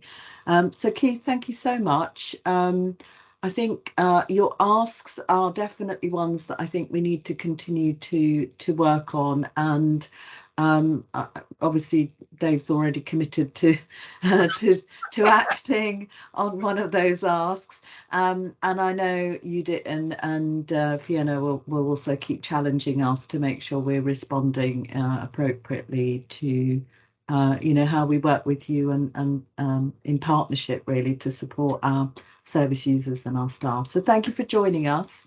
Thank you. And thank you for the update, and look forward to seeing you again soon. Thank you. Bye for now. Thank you very much. Thanks, Keith. Cheers. Thank you. Thanks, Keith. And Richard, if it's all right, I think you've got the slides, haven't you, Richard? So can you circulate the video, or circulate the slides, and then we'll have the video and we can watch that at our leisure post meeting. Yes, of course. We'll get that sent around, Christine. Great. Udit, anything else you wanted us to note, particularly as a trustee, before we move on this? Just a couple of things. Thanks, Krishni. That Fiona is in fact working on tightening up the governance around our involvement with the charity, and we're also working, have involved David's team to draw up a charity strategy, so that we're just much more closely linked and much more focused. Thank you. Great. Thanks, Udit. That's really helpful, because I know that's one of the things that we've been keen to do. So it's good to hear that that's moving forward. Okay, we move on now to our DigBQ strategy sort of delivery highlight report. So this is our opportunity to get an update from the following the sort of plans that were presented to us and the strategy refresh process that we went through. So, David, do you want to draw our attention to anything, or do you want us to just go to questions? How would you like to play that? I think it's a Q1 report, really, Krishni. So things are still kind of ramping up. So I'm happy to go to questions, really, and any highlights that people want me to focus on. Great. Thank you, David. Any questions or comments from people? Yeah, I've got one. Oh, I'll bring. I had one ready to go, but I'll bring Judith in and then Melanie. So Judith. Sorry, Krishni. I'm having a sticky key moment. Thanks for the report, David. It was really great to see all the different ways that we're moving towards our strategic targets. The question that I had, and sort of what I was asking myself, was in the context of this being a 5-year plan, and you're reporting on right at the beginnings, if you like. I sort of get that. What I couldn't work out is how year on year are we actually going to meet our 5-year plan. Are we on target or are we not on target? That's something that I couldn't sort of take from the report. If you could help with that, please. Yeah, no. Can I add to that before Dave? Yeah, so I was going to say, yeah, Dave, should we just take a couple of comments and then you come in, because I suspect that there might be some sort of common themes, and it might help to deal with it in that way. Melanie? Yeah, I sense I might be just about to build on Judith's point, which is why I just thought it might be useful to dive in as well. There was an inconsistency in the format between the different sections. So, for example, Develop talked about the annual plan, and then I assumed that the achievements in Q1 and focus for next period were against the annual plan. And then when you got to Innovate, there was no reference to just this year's. It seemed like it was all the 5-year plan. So I wasn't quite sure how, the Q1 referred to this year's plan. So I think there's something in the report, David, that I would find helpful, and up to others as to whether we agree that this would be useful to take forward. But we're either concentrating down onto year one, what did we say we were going to do, and how we're progressing against it, and just get a consistency through the report that it's year one we're reporting on, if that makes sense. And David, may I add to that, because I think that was just sort of my broad reflection as well. I think, if I recall, and bearing in mind that we paused our strategy in response to COVID, so this is our sort of first real coming back round to actually we've refreshed our strategy and we're starting our reporting process. Just reflecting, I know some colleagues won't recall this, and it probably predates you, David, but I'm pretty sure that in the past, when we've started reporting against our progress against our strategy, we've done it on the basis of our annual plan, not the whole 5 years. And then it was really clear what it is we said we would deliver in each quarter and how we're progressing on that. Because for me, that was it was great to hear about the things that we were doing, but I didn't get, apart from the RAG rating, I didn't get a real sense of, did we think we were going to deliver on these milestones, and where are we against them? That sort of sense of clarity wasn't there. So it's a great report. There's a couple of specifics, but I think just in terms of how we report through the course of the year, it would be helpful just to refine that a little bit. So Dave, do you want to come in on that before we move on to anything else?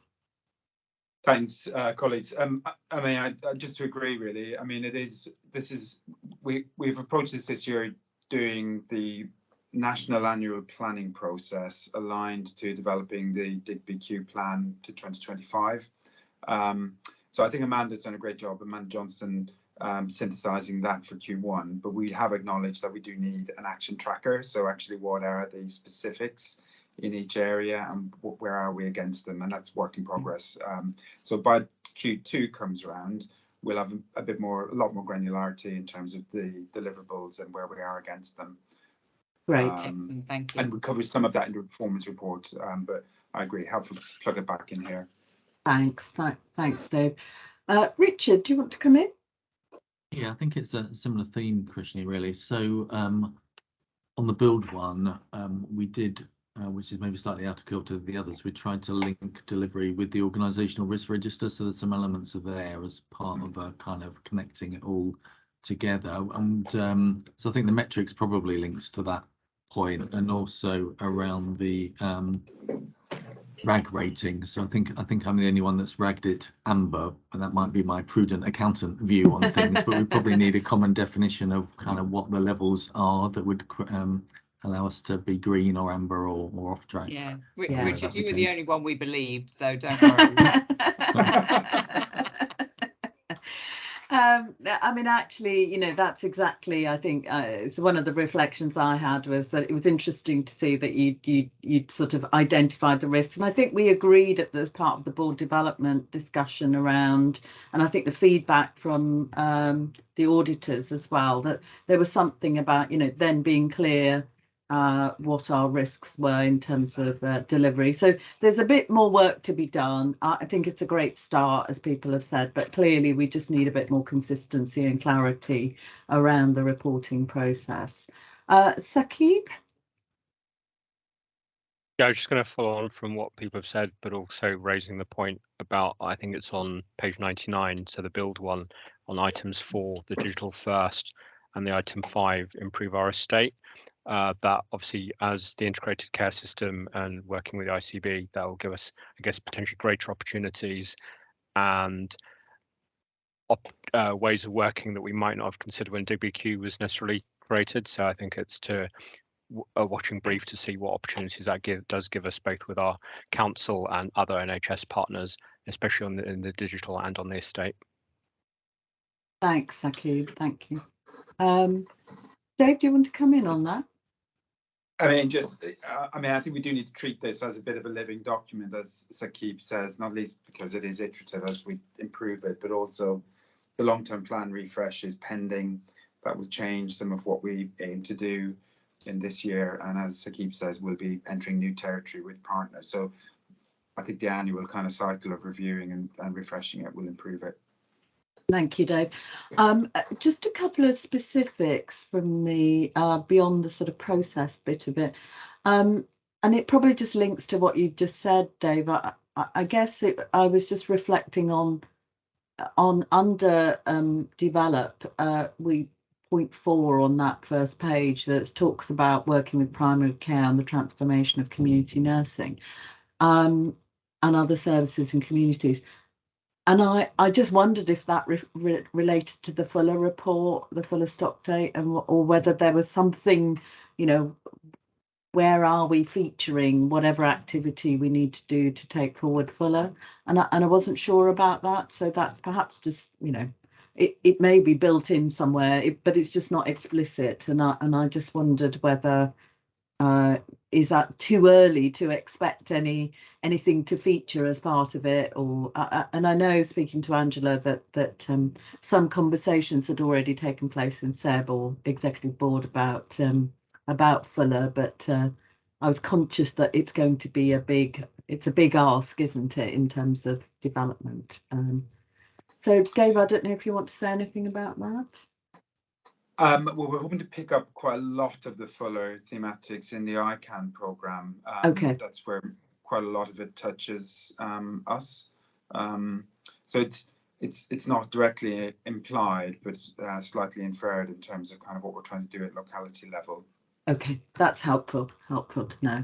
And I really just wanted to comment that it was good to see the reference to working with the system approach to patient safety partners. I thought that was really good to see, because actually it's positive that, you know, we're working on these things together wherever we can. So I just wanted to welcome that. So thank you very much for the update, David and colleagues. I know everybody would have contributed to that. So a little bit of refinement, and as you said, David, it's a bit of a living document that you're going to need to keep us up to date with, but a bit of refinement just to make sure we're aligning to sort of clearly to the expectations of what we're actually going to need to deliver this year would be useful, and of course the link to risks that we've already touched on. Excellent. Thank you very much. We are about to move on to our quality section. I'm just wondering actually whether we might, before we bring Julie in, whether we might want to take our comfort break now, because it felt like we've covered quite a breadth of things. So if it's all right with you, Julie, and that's not going to scupper anything for you, I wonder if we take that now and reconvene in 10 minutes. So start the quality section at 11:15. So we'll see you shortly. So welcome back, everybody. So we're moving on to our quality section, which has a number of reports, starting with the assurance report from the Quality and Safety Committee. Unusually, I think we've got a number of other associated reports that no doubt Julia will refer to, but had gone to Quality and Safety, but we felt it was important to share them with you, make sure the board was cited on them. And on that note, I'll hand over to Julia. Thanks, Krishni.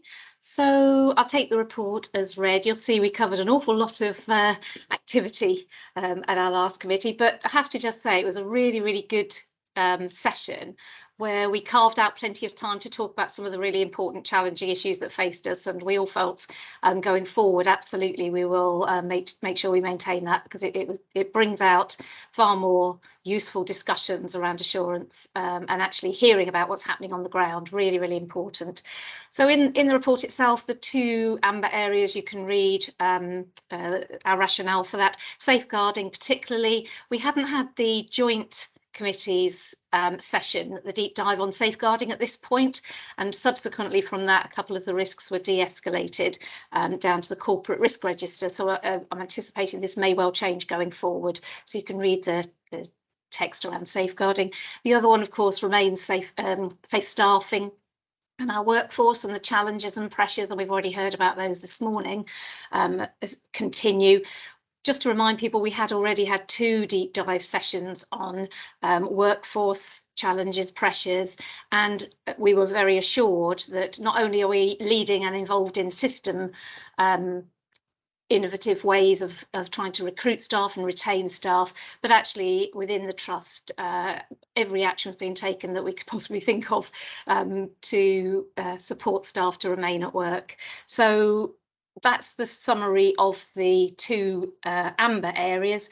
We did have an update from the Quality Forum, and that's a really important forum where several feeder subgroups report through, and they're still refining their assurance processes behind that, so we welcomed that. That was really good. And as Krishni's just said, we've had a number of annual reports, and again we gave those some time to consider them. The health and safety, they're in the summary report, the health and safety and risk report. Just wanted to pull out the incredible amount of work that's gone on to improve health and safety, our approach across the trust. So that was a really useful report. The annual restrictive practice report had already been to several of the feeder subgroups, Mental Health Legislation Committee, etc. But just to draw out that NHFT had done some work looking at the recommendations of a recent CQC report, and we were assured about the actions that we were taking on behalf of service users from that report. And then lastly, the annual organisational audit report, and again the commentary is in the paper. So just any questions really of anything more significant that you wanted to raise? Thank you, Julia. That was really helpful. Any questions or comments from colleagues? Okay,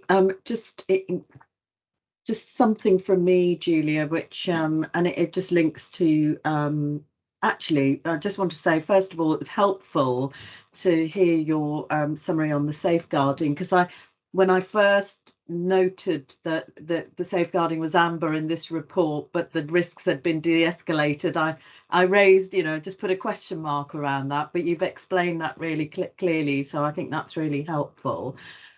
Couple of just really points I noted from the annual reports, as I said, and Julia mentioned as well, the annual reports are there for us to to consider, but obviously they were given a good review, quality and safety. It was just interesting to note, and more than that really, but there was a significant reduction in minor injuries in the health and safety annual report, and I question mark, is that because of home working? Because I guess if lots of people aren't present in the workplace, then I don't know. I was just interested in that, so it wasn't concern, because obviously that it's good to see that there's been a significant reduction, but it just felt that was quite useful, and I think good to hear the assurance around the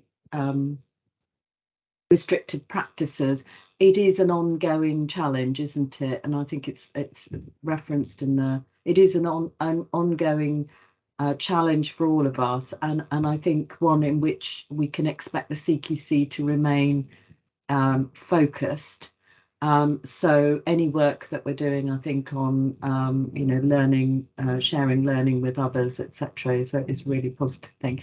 So I saw Jean wanted to come in. So Jean, I know you're the lead, I think, on health and safety, aren't you? So did you want to comment on my comment, or did you want to say something specifically about that? Thank you. Yeah, no, you're absolutely right. We have seen a reduction. I think what's really important though is we've actually seen an increase in reporting around health and safety incidents.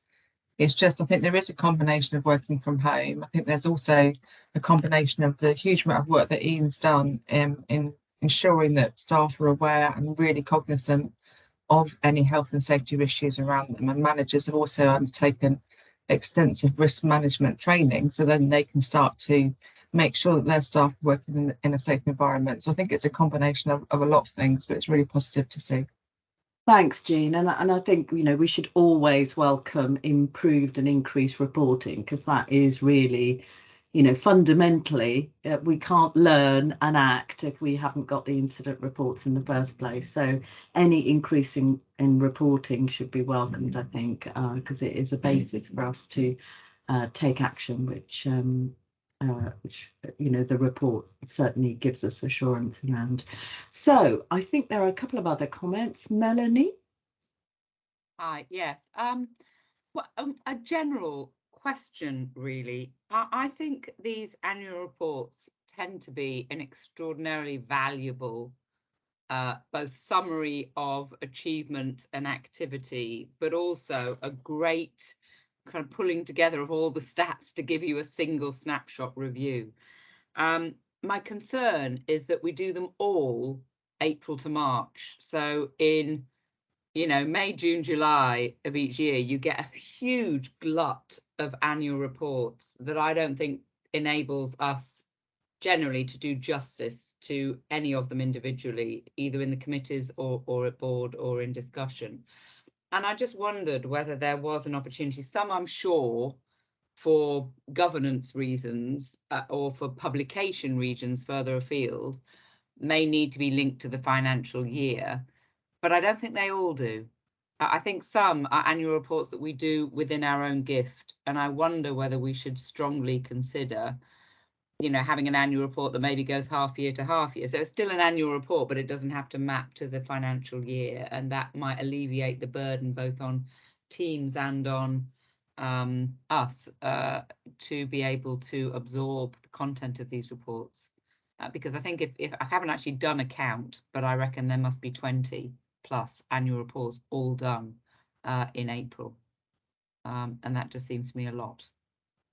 Thanks, Melanie. I'll let colleagues reflect on that and see if anybody wants to come in to.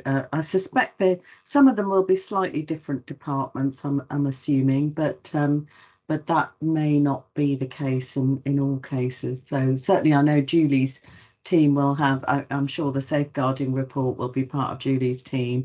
And then, of course, the complaints annual report. That there will be a number, but of course. Those are required, but so Julie can come in and perhaps comment on timing. But I'll bring Judith in first, if I may, and then we can perhaps go back to Richard and Julie. Judith? Thanks, Krishni. I really, the observation that Melanie made, and this is my first time that I've read all these annual reports, and I found them so informative and frankly really impressive about all the different things that the trust does. The two comments that I wanted to make, and I suppose one's a comment, one's a question, in relation to the health and safety reports, where we note a really quite substantial increase in verbal abuse towards staff. I was wondering how this is being picked up through staff wellbeing, and what it is. Is there anything that we're offering to support staff? Because it almost seems now inevitable that there's going to be an element of verbal abuse, and are we supporting them, and how are we supporting them? It'd be really good to understand that. And the second the comment that I wanted to make was in relation to the seclusion and restraints annual report, where I just wanted to highlight that I asked for, we had a discussion in mental health committee that there ought to be data addressing the ethnicity of users in relation to restraints. And we had a really good discussion, and I really congratulate the staff for pulling the data together, because it now appears. So it was just a really, really positive outcome. So thanks for that. Thanks, Judith.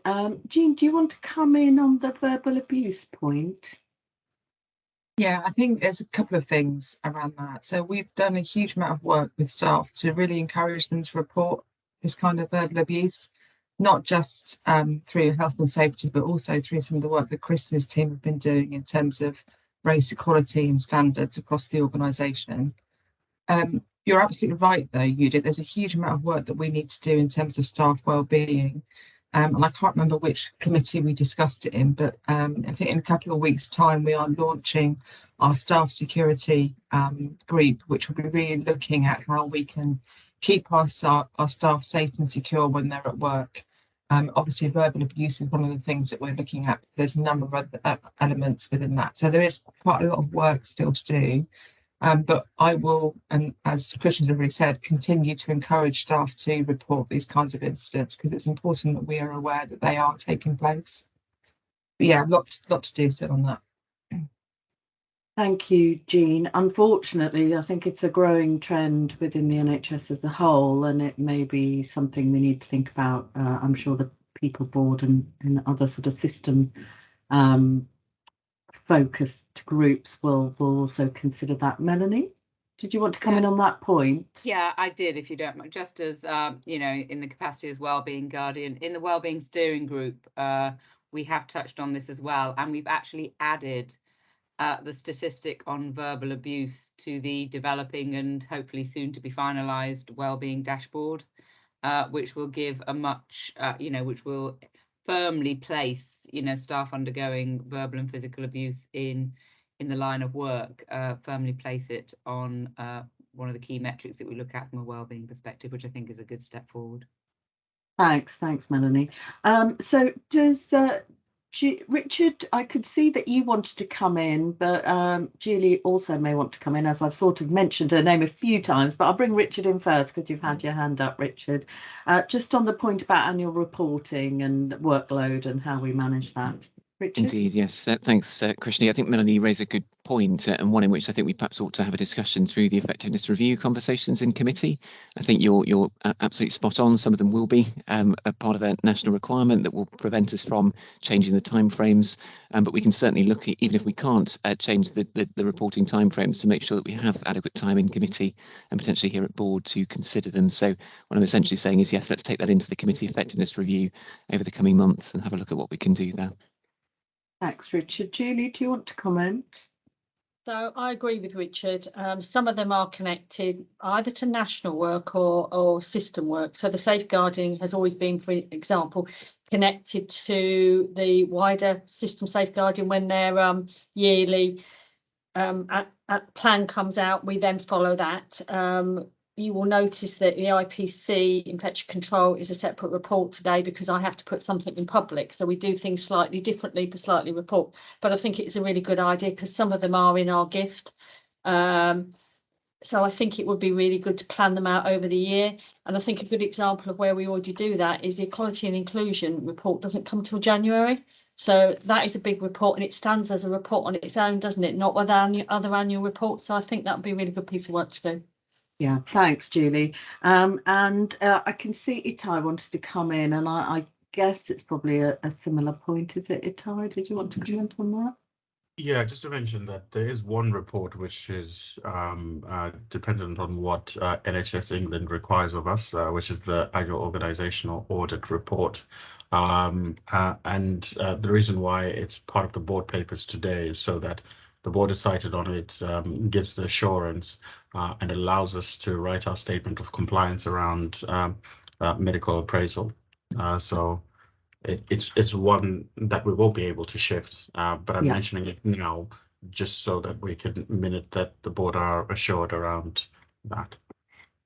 Yeah, it was one of the reports that I think was certainly appended to the quality report, and noted, I think, that in effect the quality committee has sort of rated it green to indicate that it was assured, and therefore I trust that unless anyone's got any views to the contrary, that colleagues would support that. So thank you, Itai. So a little bit of work to do on that then, I think, just to review, and then we can build that into our forward plan, can't we, Richard, in terms of making sure that we stagger them as if we can, so that we're really clear about what we need to do when, and really intended, I think, for the reasons Melanie highlighted, supportively, to try and sort of help with people's workload, but also to help the board's ability to absorb these reports as well. But a lot of work and a lot of really good content that I think has been brought to our attention. And bear in mind with all of these, certainly safeguarding the health and safety report, and it didn't used to be called an annual organisational audit, but I think it used to be called the Responsible Officers Revalidation Report, something like that, but it was called something different this year. But it's fundamentally the same report, isn't it, Itai, that we've had before? Those are definitely ones that we've had before. I think the seclusion and restraint report we asked for because we felt it was important for us as a board to be cited on that, given it is a strong area of focus for understandably as part of the CQC inspections, etc. Okay, thank you. So we're happy to accept and sign off the reports where we are expected to. And thank you for the comprehensive update, Julia, and I think a really useful discussion. And if we could ask Richard to work, as we've said, with Julie and other colleagues, just to stagger them where we can, I think that would be helpful. Okay, we do need to take the infection prevention and control annual report. So over to you on that one, Julie. You're on mute, Julie. Not good at this today. I'll take this as read if I can, Chair, please. This is put to public board because I need to put a statement as the Director of Infection Control in public annually to say that we have robust, effective and proactive infection prevention and control programme in place that allows us to demonstrate that we're compliant with the Health and Social Care Act and the Code of Practice on prevention and control of infections. So really that's where it comes here. It's quite a detailed report, you will see, and it demonstrates that we haven't just done COVID for infections during this year. I think that's really important to point out, that it's not the only infection we've dealt with, and obviously with monkeypox most recently. And a big thank you to the team. I mean, we've got an amazing infection control team in this trust, headed up by Jenny Boyce. And as you know, during COVID, we took on the responsibility for the infection control for care homes. So we have a second commission team, which we still continue to deliver for the county. That was all I was going to really say, apart from that Quality and Safety Committee does receive assurance on regular basis around IPC and the IPC COVID BAF, which I'm sure many of you have seen before over the year. Thanks, Julie. Just want to check. You got a hand, but is that a legacy hand? Okay, I thought that might be, so that's fine. Julia. Thanks, Krishni. Thanks, Julie, for that. Really, really comprehensive report. And you're right, at Quality and Safety, we absolutely get an update on the board assurance framework around infection control and live updates as they happen. So just to give the board a reassurance around that. I just wanted to commend a couple of things that's really, really important. One is the outbreak profile, the underlying good practice and the work that your teams put in to get to the state where they're keeping people as safe as they possibly can can't be underestimated. And I know it comes out in the report, but it is huge. And thank you to all the team for working so hard. And your involvement in the wider system, the care home work, hosting that team, that's different. You know, not everywhere does that. And to have that approach for the residents of Northamptonshire, no matter where they live, is actually really, really important. So thank you for that. And the other thing that's in the report is our own internal track and trace system through COVID has been exceptional. And the fact that we've got oversight and monitoring it and get updates and reports has been a really, really good source of assurance. So I think the board can take a significant amount of assurance. As Julie said, it's not just been COVID, it's been many other things that we've been cited on, and commend you for it. Thanks. Thank you, Julia. That's really helpful. So we're asked to receive and receive the annual report. So Julie's able to confirm compliance, which I take it that we are happy to do that on the basis of the assurance provided, and Julia's really helpful additional comments. So thank you, Julie. I think we can sign that one off. So we move on then to the patient safety report and the monitoring workforce safeguards report. I believe, according to my agenda, these are now with Linda. Is that right? Okay, no, sorry. So we need to change that agenda because I think we had that mistake last time, Richard. So is it over to you, Julie, for the first one? This month, just to confuse matters, I'm doing patient safety, but it'll be the last month I do it. Okay, fine. So keep it as it is. Okay, fine. Because actually going forward, that is changing, but it's me for patient safety this month. So okay. Thank you. I'll take that report. So as usual, I'll take it as read. At the last meeting, I was asked to slightly change the way we report this. We talked about putting the charts with a narrative so it was easy to follow. So I hope this meets the requirements. So we haven't got quite as much of an appendix as we've had in the past, but hopefully it makes it easier to read and easier to understand. The only risk I'm really going to raise is, and we continue to work on this, as you will see in the report, and this is very unusual for NHFT, is we've got some outstanding investigations, both SIs and clinical reviews, that haven't been allocated. And that's, we've got some vacancies we were in the process of recruiting into the investigation team. We've also, with the pressures on ops at the moment, you know, it's more and more difficult to allocate some of our investigations. And it's important that when these investigations are done, they're done in depth and they're done to a high standard, because we pride ourselves in taking the learning from our SIs and clinical reviews and other investigations we do.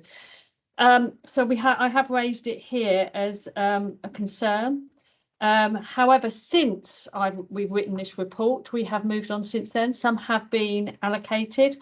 And as a patient safety team working with Anne Rackham, we have some short-term additional capacity coming in to support this as we move around some of our capacity.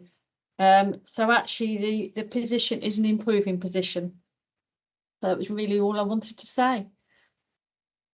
Thanks very much, Julie. It was just something I was certainly going to pick up, because as you say, yeah. I don't think I've ever seen that reported before since I've been chair. So and I know that other organisations have had some of those issues with you know, investigations, and we do really want to avoid getting to a point where we've got a backlog. So so Julie, I think you were saying that some of them have since been allocated, but are we are we? I suppose my concern would be, was with any of the ones that are outstanding, was there any sort of immediate learning or urgent learning or risk of harm that we would be missing just because actually we've not started a thorough investigation? So is that a concern? I think, as you know, they all go through our IAMS process on a Friday. Yeah. So actually it has an initial process to be looked at. So there will be some initial bits picked up through there. I can't obviously go into individual ones here. No. But actually, you know, we have our IAMS process, which is a strong process. Recently I've asked for one to be prioritised. It's come out recently. You know, so we do have the option to be able to do that as well. I know that doesn't fully answer your question, Krishni, but obviously some of it I can't put in public here. No. You know, we have got a private meeting this afternoon, Okay. and I could probably explore that one further with you. But we have got the IAMS process, which is chaired by our Assistant Director of Patient Safety, as you know. Okay. Thank you, Julie. Okay, there's a couple of comments or questions. So Julia and then Melanie. Julia. Thank you, Krishni. Just to say that very helpfully, we had the safety committee on Friday last week. So we had the opportunity to go through all of this in great detail and did have a number of actions highlighted. And the questions you're asking are questions we had previously gone through as well, which was really good. And there were also in the report a number of thematic reviews that had been commissioned and were being looked at. So I just wanted to pull that out because that's really, really important that's not being missed. And you mentioned earlier, Krishni, about the patient safety involvees in the strategy, and that will be at system level. And James Mullins gave us a really comprehensive overview of what's going to be involved in that. So again, that was to commend that. But the oversight around the delays in investigating and other issues had been fully looked at and explored on Friday. Thank you, Julia. Really good to know that that was picked up as part of the patient safety group. Melanie. Yeah, it was just a quick one, really, just to I just wanted to recognise Julie. I think the report with the graphs in the body of the report has worked really well. I certainly found the report much easier to correlate in my head, seeing it all laid out in this way. So thank you very much to responding to that feedback and for continuing to work on the accessibility, if you like, of this report and the way that we can understand it. Thank you. Thank you. So we, as obviously this is our public report, and Julie's alluded to the fact we will also get any further updates, which she will provide us in private to obviously minimise any risk of identifying specific patients. But we are asked to review and confirm assurance around the report. I think that the sort of you know, there is obviously some concern that we need to recognise about our inability to allocate investigators, which I think we need to recognise as a board doesn't give us full assurance, but clearly it's something that's already being focused on and worked forward. So I think the assurance is there that it's being looked at and being actioned, just that we haven't quite concluded that perhaps and allocated all of them. But other than that, I think there's some really good updates and learning reflected, which is obviously part of this report. So everyone happy to receive the report and note the assurances provided that within it. Yeah. Okay, thank you. Then we move on to the workforce safeguards paper. So definitely over to you, I believe now, Linda. Yes, thank you, Krishna. Good afternoon. I'll take it that the paper has been read by colleagues, and I'll just highlight a few areas. So one of the things I wanted to highlight is the establishment reviews.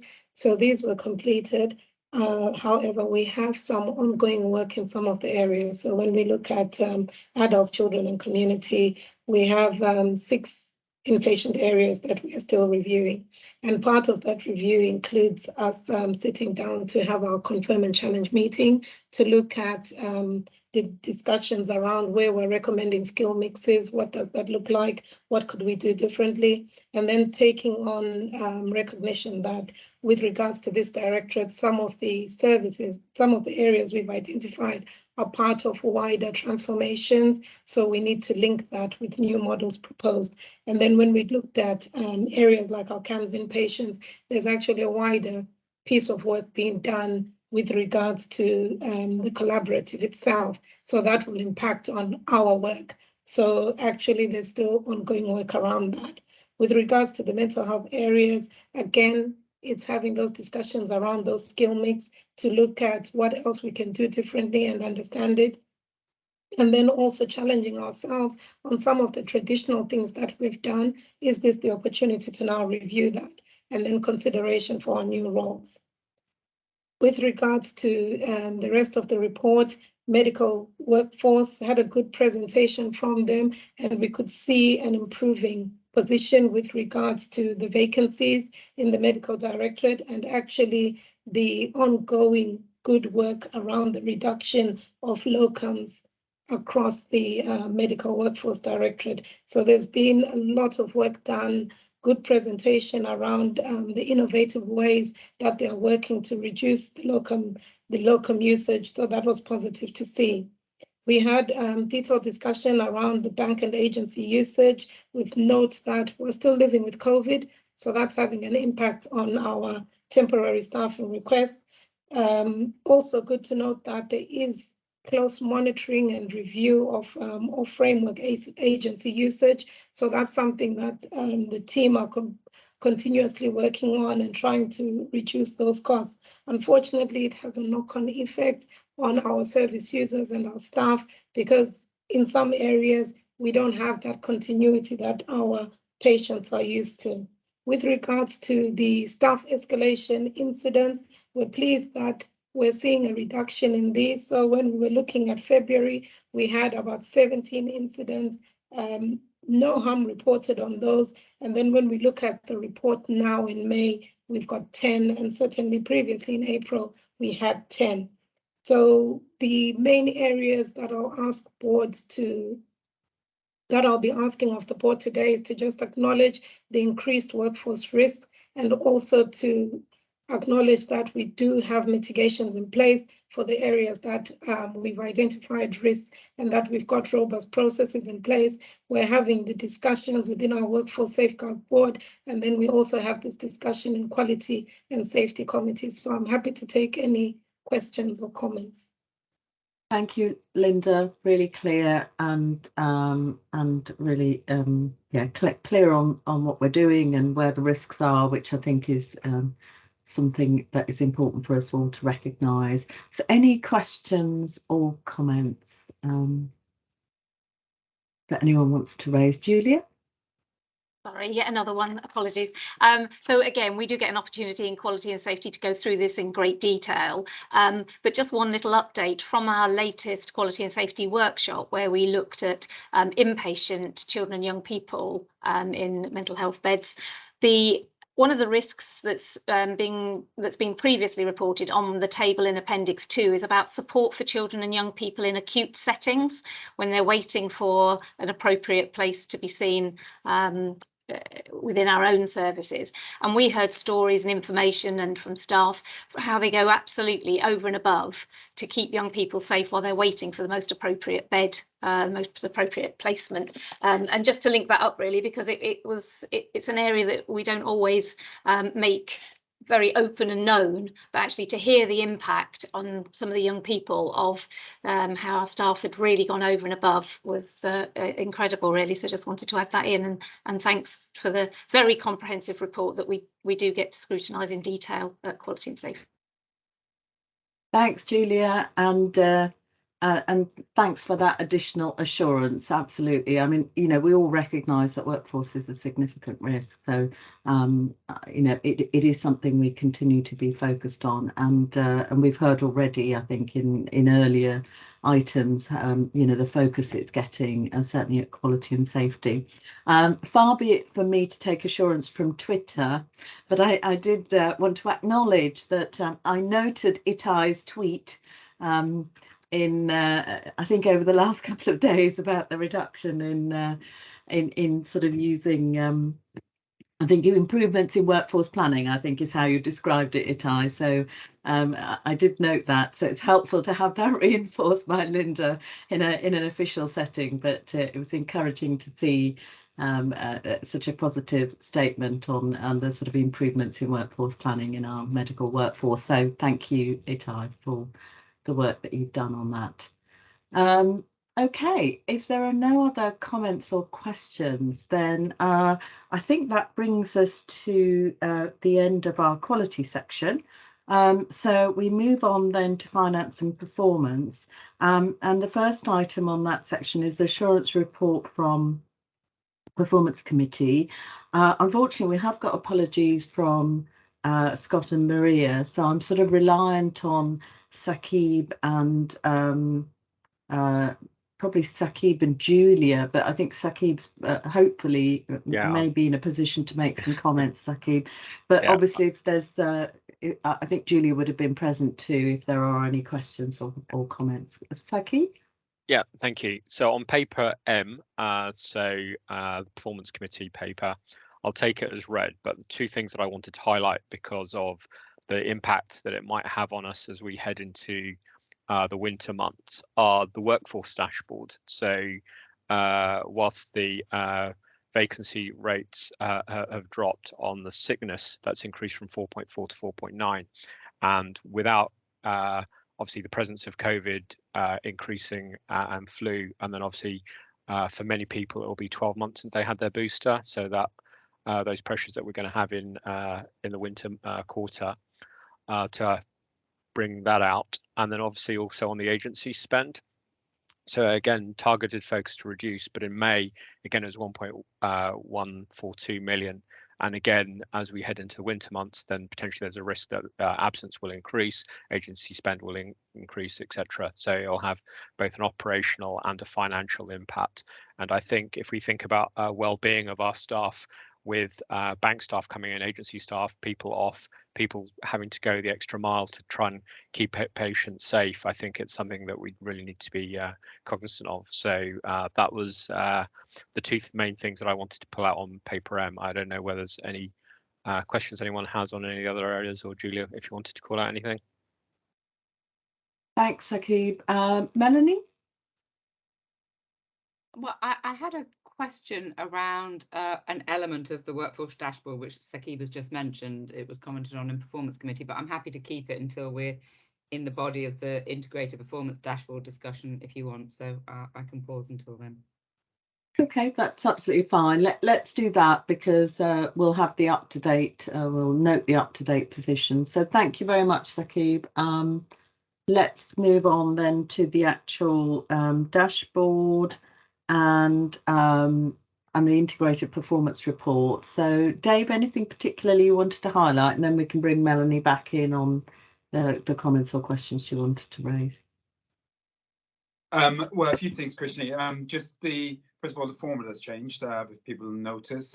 So we've begun to now adopt SPC, and many thanks to AJ's team and colleagues for pulling that together. It's beginning to look quite helpful. What it does, I think, is really illustrate where we've got major problems, issues that are failing using the SPC language, and then areas where we are improving, but we're still in kind of the worry zone. So I think that's helpful. We'll be refining that a bit further, and the narrative, of course, becomes super important when you see the data presented on SPC charts. So making sure that the narrative aligns with what we're seeing is critically important.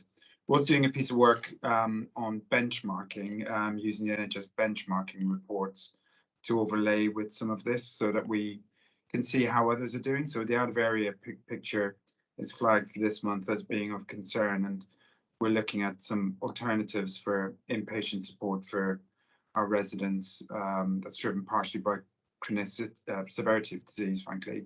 But we'll be doing something, I imagine, similar to peer review to help mitigate some of those pressures in due course, and we'll probably update on that next time we come to it. The other kind of worry bead that we have relates to the the growing waiting list, which is a common feature across the country, in fact, across all services. But in particularly, we've got an MSK incomplete pathway issue, which is compromised by no longer being able to use one of the KGH gym facilities, which we had to decamp from during COVID.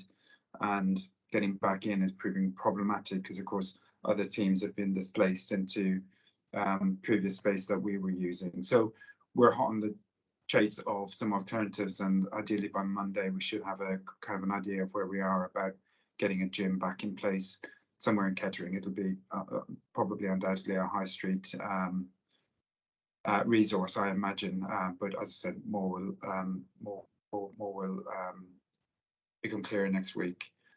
And then I guess CYP access and referral rates remain very high, as you can see from the SPC.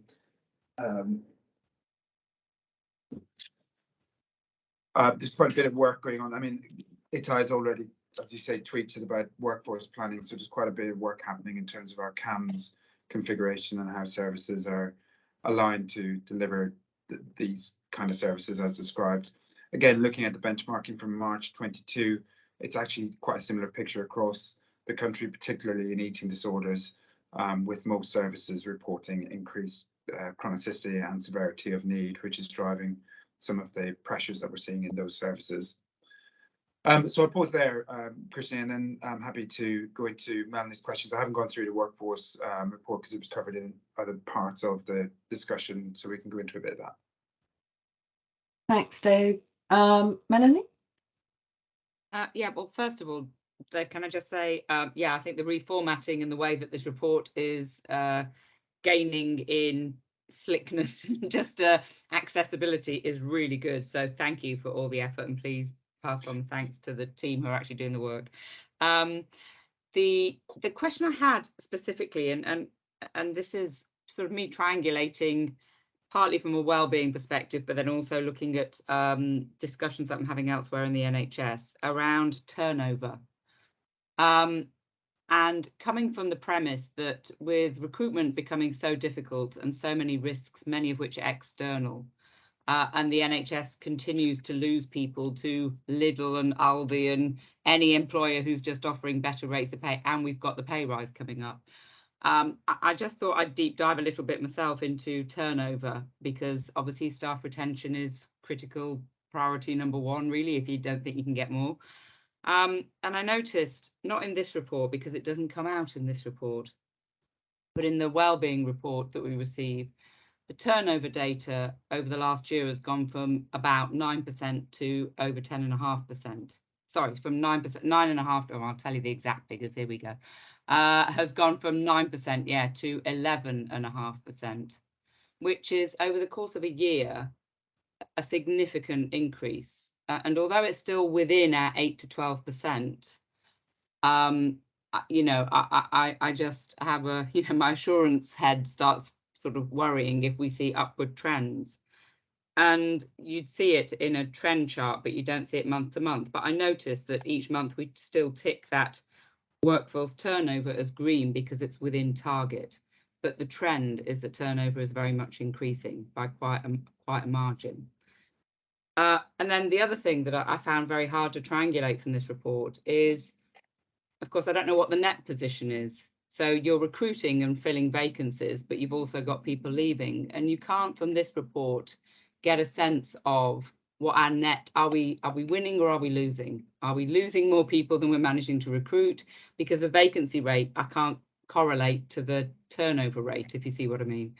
So I wonder whether there's a piece of work that we might consider that starts to get a little bit more insightful about our net position. And I know it's hard because, you know, we've got such a span of people, but just, are we losing more people than we're recruiting? Are we, and are we actually properly understanding why our turnover rate has increased, and have we got sort of exit interview evidence-based cause and effect? And I think we have, Chris, to be quite honest. I know I'm sort of drawing you in here, but I'm sure we've got some understanding. But I think from my perspective and from an assurance perspective, I'm not sure whether it's being picked up in performance committee, because again, it's one of these things that falls across everybody's kind of area, doesn't it? So I don't know whether there is discussion going on in the performance committee that I'm simply not party to, in which case, happy days, you know, not an issue. Okay. But I think it's an area of focus, and I think, So as I say, that net position is important. So I think you can see Chris has put his hand up, Melanie. So I'm sort of, Yeah. and I can see a lot of nodding in response to some of your questions. So I think it might be helpful before I bring others in, just to bring Chris in, if that's okay, and then just respond to that particular point, Chris. Yeah, so we do. So we are generally growing. The staff are growing because the vacancies. Just in performance committee, we reported on the new posts we put in, and we put some in excess of 200 new posts in last year, and obviously the vacancy factor is staying at a similar level. So obviously we are filling those posts. And we do see, you do see that in the dashboard that I believe goes to performance committee, shows the levers and the starters. So it is being monitored. So whether it's whether it needs to be drawn out within that, then you know that's something that we can look at. But the we have grown the substantive staff. That has got more difficult. It is getting more difficult and harder though. So I think you're right. You're probably picking up a trend that's starting to appear. But historically, we have done, you know, very well at that. The deep dive that we did on workforce clearly showed it. But again, I think we are on the cusp of, we've got the new services to develop and the workforce planning for that's coming through. It may be that we need more granular detail, more focus on that. You know, we've got the stay conversations, we've got various things, we're doing things to encourage people to stay. As I say, I think we have historically done well on that, but it is something that we need to keep at. So I think we added about, I think looking at some of my, we added about 20 staff between month 1 and month 2, but then we did, you know, lose a few in the following month. So, and I think what we're describing, it's going to get more and more challenging. I think the difficulty is that, and the other factor we have to look at is, you know, we've got virtually full employment in the country. So, you know, people are moving jobs. There isn't particularly people we can draw in. I mean, I think it's one of the interesting political debates now. People keep talking about growing the economy. If you work in workforce, you think, how are we going to do that? Because we haven't got the workforce to grow it with. You know, so that is, you know, I think you're right, Melanie, to focus on it. I think it probably is in the bounds of where we are. I think your instinct may be that it may increase, and we need to be live to that and what we're going to do about it. So that's where I'd be on it. Thanks very much, Chris. And I'll bring Julia in. I mean, obviously the joint committee did have had sort of treated workforce as a significant risk area, and so Julia may be able to say more about that as well. Julia?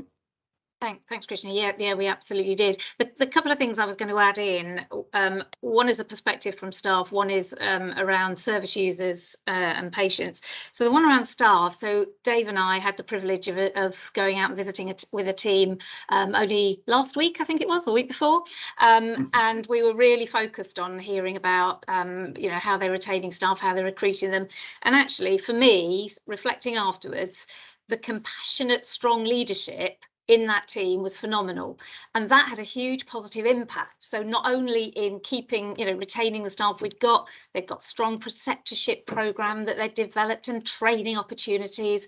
They were very, very mindful of the workforce opportunities, the employment opportunities locally, and many of the other challenges, but absolutely their efforts to retain their staff, one-to-one conversations, supervision, added support was incredible. So I think that helped me to bring to life some of the things that we'd heard about in some of the workshops and the deep dives that's actually going on. But actually, they weren't prompted to tell us that. They just, you know, volunteered that. But they are mindful of, they still have vacancies and very hard to recruit roles, but they were looking very differently at options. And the other side was for service users. So in the report, we talk about, for example, children's ADHD and the fact that nationally waiting lists are rising, etc. But for me, the fact that we're doing welfare calls to families, they're looking at harm review process and embedding that. If I was a service user, you want your appointment, and we all know that, and I know teams are working very hard to make that happen, but actually to have something, some communication, some contact, a bit of a clinical review in the meantime, I don't underestimate the impact of that positively for some service users. So I think it was just to draw out some of the actions that we know are being taken in a very, very challenging, difficult situation, really. Thanks, Julia. Really helpful insight. Saki, did you want to come in? Yeah, a couple of questions or observations. So one's following on from Chris's point, but I also wanted to highlight, I think it was Jeremy Hunt, was it on Tuesday, cited that there are 100,000 vacancies across the NHS and that they will need 500,000 NHS workers and 500,000 care workers by the end of the decade. So just kind of like strategically how we are preparing for that and getting people into the profession, working with colleges, schools, universities, etc., to make the NHS somewhere that and social care a desirable form of employment. And obviously with the financial pressures, I guess that makes it more difficult, like somebody put in the chat about distribution work. And the second was on the leavers, and it, forgive me if we have had this data and I've just forgotten that. Do we also know the length of tenure that people have? So it's not that they're joining in January and then leaving in March. Some people are actually long-term staff that have chosen for whatever reason to leave, whether it's through financial pressures or just a change of career or stress or whatever. Thank you. Thanks, Saki. So I think AJ's put some comment that we have a quarterly analysis of starters and leavers, which is discussed at Exec Management Board and supports the retention group. And I can see Trudy wants to come in. So Trudy, do you want to comment on that?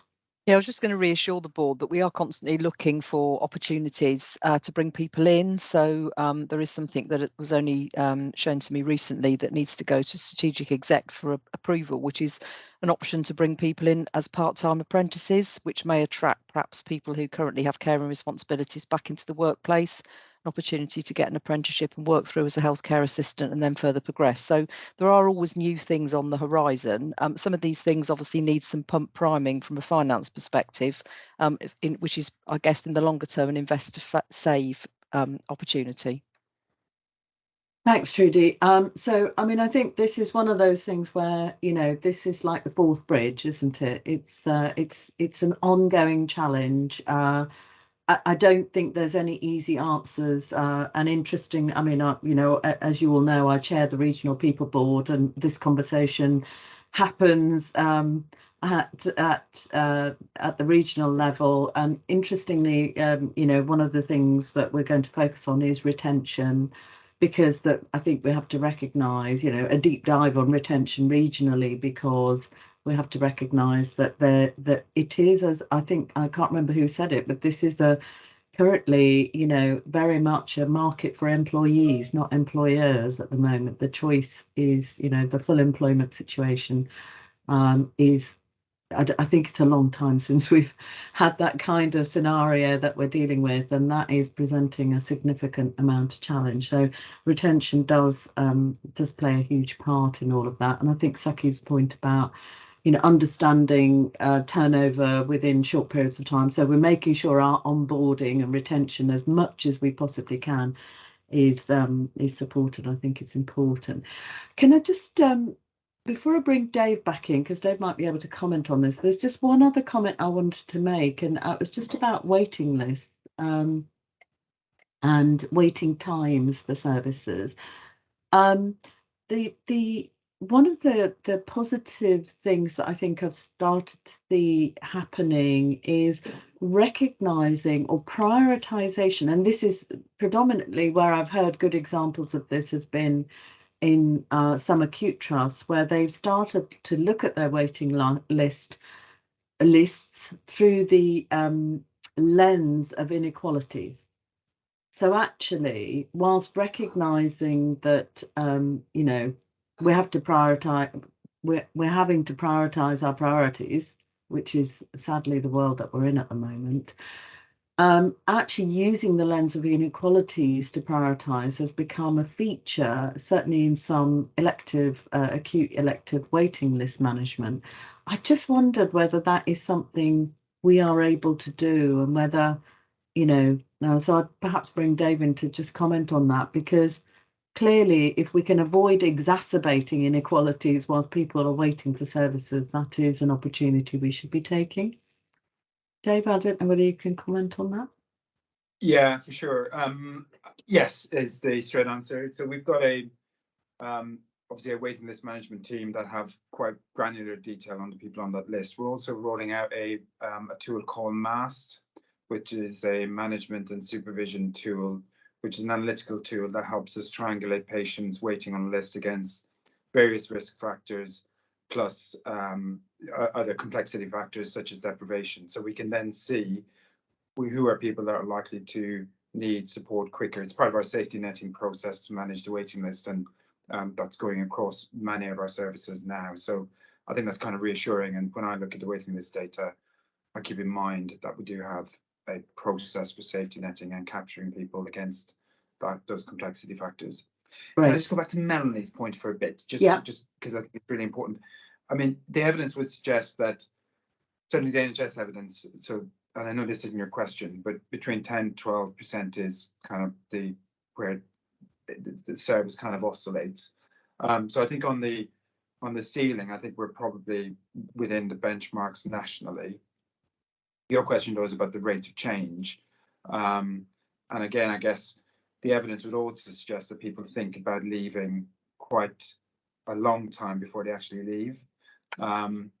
So there's a few questions. One is this a delayed fatigue impact that we might be seeing from COVID, which we are seeing in other places? So for example, in the services that Julia talked about, we were seeing people coming from KGH because they were absolutely burnt out working in inpatient services. They wanted to come work in community services. That undoubtedly will be a factor for our colleagues working in inpatient services too. They'll potentially want to go work somewhere else. So I think we need to look at that. And then the final bit, I think, is we need to plot it in the SPC format that we've got so that you can see it at a glance, really, Melanie, so that we can, we do have this information. I think it's just about that pace of change of getting it into the SPC. Thanks, Dave. Melanie, we really need to move on, so you'll have to be brief. Two quickies. I would really welcome, just for a period of time, a bit more of a spotlight on this element within the dashboard. I know from my conversations with Beth and Freedom to Speak Up that exit interviews and things like that, do come up from time to time in Freedom to Speak Up. So I think, proper, sort of insight from exit interviews is critical, and I'm sure that's being captured. But I think that again, is an important lens to focus on over the next 6 months and beyond. And yeah, I understand that there's the norm, but you're right, it was the trend, and where that trend would take us quite quickly outside of the norm if it's not focused on. So thank you. Sorry, Krishni. Thank you. Thanks very much. So really comprehensive conversation there on some of the areas that people were seeking additional assurance, and I think the retention focus is the one that I think is a theme that people have picked up really from that. But really helpful development of the report, Dave. So I think that's really welcome to see. And clearly, some of this needs to be picked up as part of the committees, which I know. Certainly hearing from Julia and others, it's been given that kind of airtime in the committees, and will no doubt do so again. Okay, we need to move on at a little bit of pace if we're going to finish reasonably on time. So we move on to the assurance report from the audit committee. So Saqib, is there anything you want to highlight from that? The main things that I wanted to call out were the internal audit report on self-harm in adults, the request and the one on joint ventures questionnaire that we're going to propose that we use, that I believe Melanie had said had been used a few years back, and we're going to revise that and start to use that again to have kind of like an audit of where we're at, but then also in the future for any partnerships. a request that we're going to make is that lead executives to be present when an audit in their area is presented, so that we kind of in real time, rather than a month or two in arrears, that we can actually hear straight from management how that's being responded to. And then a related point is also management actions to have timely adoption and buy-in, and then also to make sure that those are followed up. And then the final piece, which I guess Richard might have been coming to later on, is also that the accounts have been filed, but due to sickness in Grant Thornton, it didn't make the first wave, but it will be hopefully with the parliamentary clerk. I think it was for the 5th of September. So that's all I wanted to highlight in the interest of time. Great, thank you, Saqib. We will no doubt, I think, well, Richard may want to come back to the situation with the accounts later, but I'll leave that. I don't know if you wanted to comment, actually, Richard. Do you want to say anything about that? I think we received an update on that at a point anyway, didn't we? Yeah, I mean, I think Saqib's covered it really. Yeah. And we can pick up the detail in the private session. Yeah, great. Okay, thank you. We've also got the assurance report from the Joint Committee. So Julia, I guess, in Scott's absence, do you want to comment on that? Yeah, no, nothing very much. Just to say, take it as read, and that we did deep dive on the 4 safeguarding risks following that to de-escalate it to the corporate risk register. Really useful, and to commend everybody involved, because it really set the context. I think we fully understood the detail around the climate around safeguarding at the moment. So really helpful, really useful, and I'm sure we'll see different ratings going forward. Thanks very much, Julia. It was good to see positive assurance on that.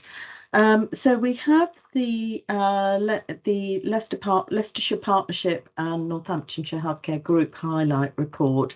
Unfortunately, I gave my apologies for this meeting because it took place whilst I was on holiday. So I'm reliant on Chris here to highlight anything that's needed. So Chris, is there anything you want to comment on? Yeah, I think if we just particularly need to note that obviously we've sort of been in this process with the JWG for a year, so that we're now going to go into a review of the group model and the MOU, and that will come back to all board members to be presented, to get some input as we move forward. But the corporate governance team are just working on the process for that. I think the strategic framework proposal highlighted how we might draw together more areas we're working on, because they clearly came out. And there was an update on the strategic programs and the progress, which was very positive, and then thinking, how do we move them on further? So I think those are probably the 3 big ones to bring in. Okay, thanks, Chris. Any questions on that? So just to note, really, I think and approve the highlight report summary then from the committee in common and the joint working group. And note where we are with that and the review that will be undertaken.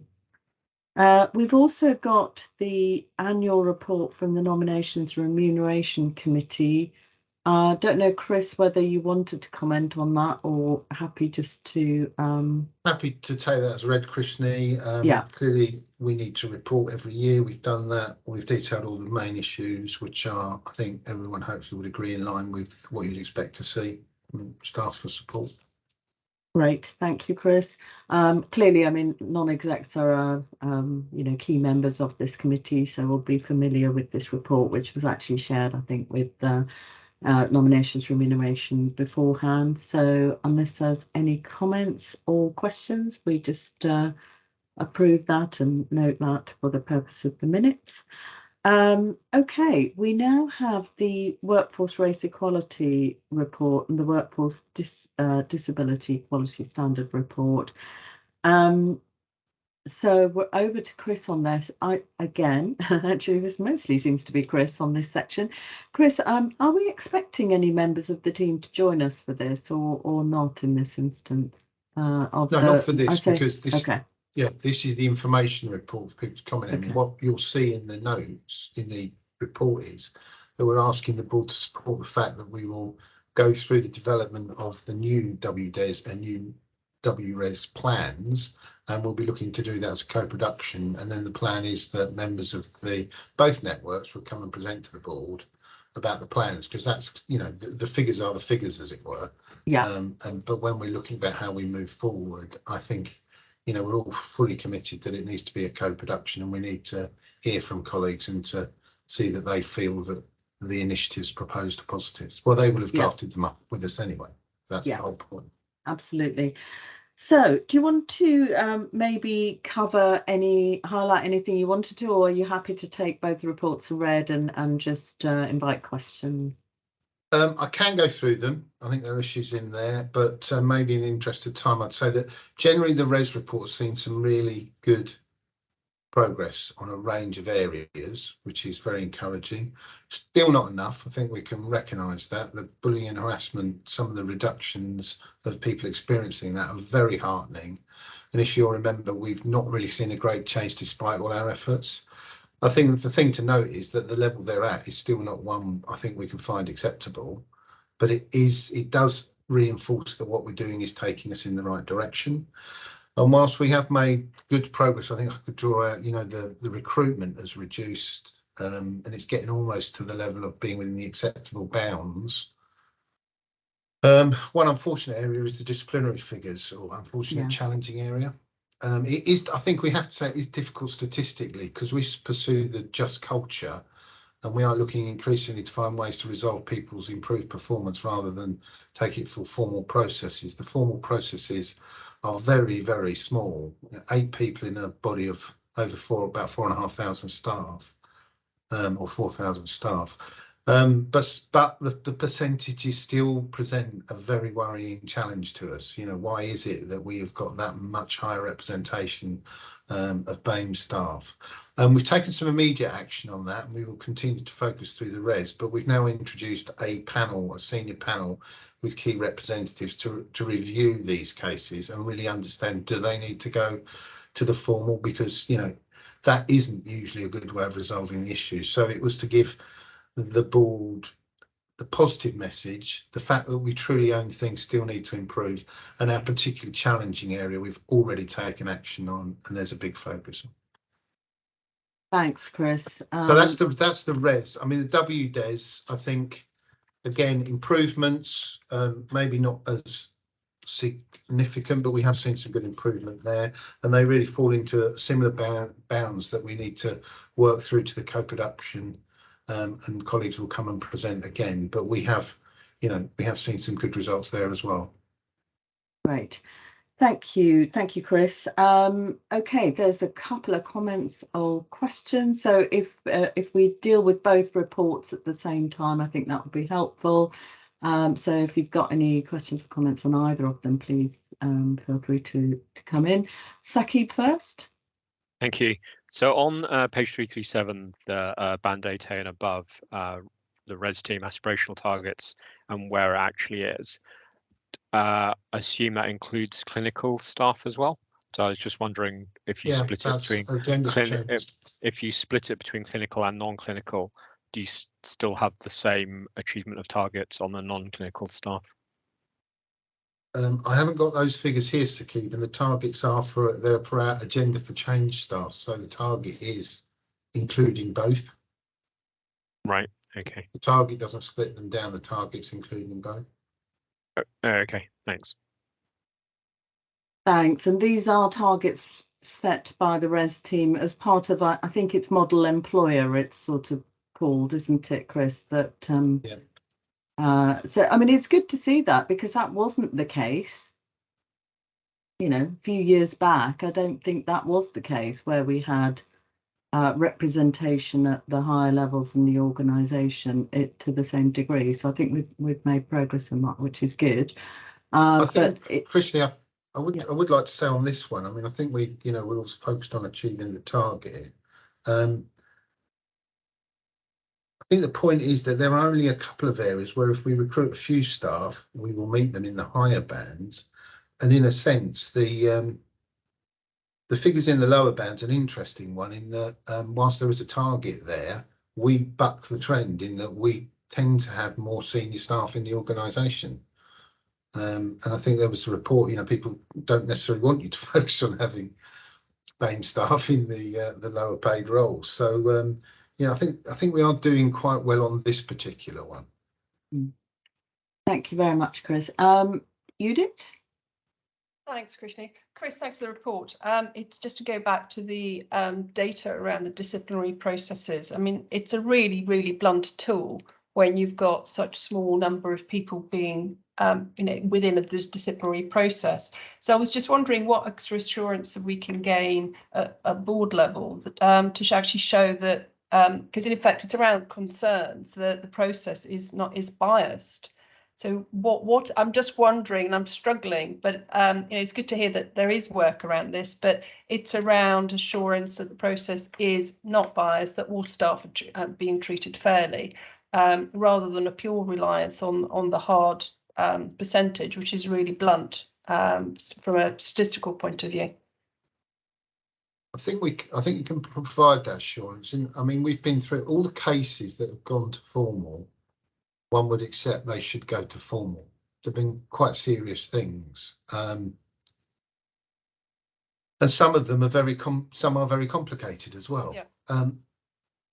I think the issue that we need to own is the answer comes from a different slant, in that on the whole we find formal disciplinary process don't tend to lead to good solutions. So it's actually about generally moving away from it, which in a sense resolves this situation. Because if we get into formal processes, and this is particularly true of our medical staff, it is a very elongated processes, and you know, you've got big investigations and people have got, you know, particular views. You have got real challenges there. So being able to find those just culture solutions, which are about addressing things early on, is a key issue. So also using colleagues and getting their different perspectives, such as the cultural ambassadors and the HR team, we can challenge that the decision making is coming from the right space.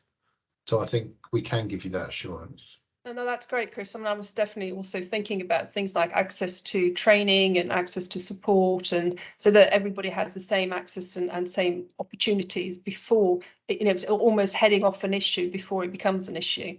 So it's sort of looking at the life process of an employee, if you like. But yeah, very interesting point. And yeah, true. I mean, Trudy may want to comment, but certainly a few years ago, we had many more formal disciplinaries. Yeah. And, you know, we've reduced that through the good work. We just need to be live to a range of issues in it. Yeah. Thank you.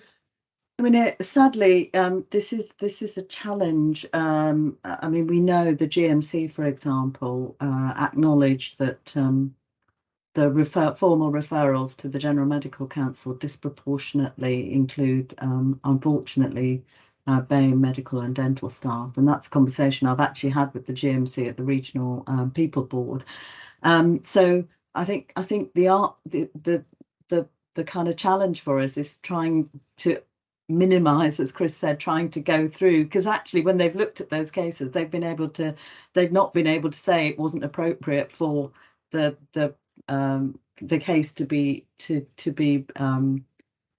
taken forward in that way, but actually it's how you avoid it in the first place. And I think we touched on this actually the other day, didn't we, Chris, about sort of that resolution, a sort of different type of approach to minimize needing to go to disciplinaries in the first place. So that, and some years ago, I think we started a piece of work, but with COVID and everything, we weren't able to take that forward. But I think it very much links with the compassion and compassionate approach that we want to take in these sorts of circumstances. But it is disappointing because we got this to such a good level. I mean, it wasn't perfect and it was still unacceptable, but we had reduced it enormously, I think, when we introduced the cultural ambassadors. So I think keeping a focus on it, because I'm sure our BAME network would say to us, this is completely unacceptable. And I think we should just record that would be, you know, that is, you know, we have to acknowledge that. But it's how do we deal with that in the context of what Chris has presented, which I think is the challenge that we need to work towards. Okay, Linda. Yeah, I just wanted to sort of answer to Judith's question around the assurance. So for clinical staff, which is our nursing staff, allied health professionals, when there are any conduct issues, then myself, Julie, would be involved before any decision to even suspend or consider going down the formal route. So there would be that overview of a clinician around the circumstances. That would happen with medical colleagues.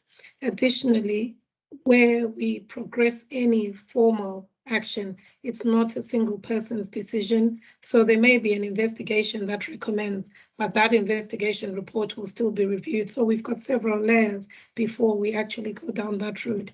Unfortunately, there'll be cases where we do not have a choice. So where there are criminal proceedings, for example, and already an outcome, it's an automatic disciplinary case for any organization. We wouldn't have a choice in that. So there are areas that we're still working on, absolutely. But just to assure you that these are decisions that are not taken lightly. So we've had situations where we need to restrict someone's practice. So years ago, that person would have been suspended, would have been at home, whereas now we look at things like supervised practice. We can actually move the person into a different area for the shortest time possible whilst they're still having that wraparound support. So anyone who has any sort of allegations is supported, because we don't come from it as a punitive measure, but we're using a very restorative approach. Thank you, Linda. That's really good insight. Melanie? Yeah, I was just going to kind of reflect. I don't think so much for BAME, but certainly I think for WDES, I think we also just need to be slightly cautious that we have such a low reporting rate for staff with disabilities. That in actual fact, you know, we must always have a sense of, do we actually know the real numbers? Because people just aren't declaring their disability, and there's nothing we can really do to counter that. If we don't know, then how can we possibly understand if there are more people with disability going through the disciplinary than without, if they're not declaring it? But I think that's just something that we need to be aware of. And I through a number of channels, you know, the work on resolution has been you know, talked about, and I think it would be very interesting just to get a quick update on where we are with that work, and how soon we think we'll be mobilizing towards that resolution approach as opposed to the disciplinary approach. Thanks, Melanie. Chris, do you want to come back in on that?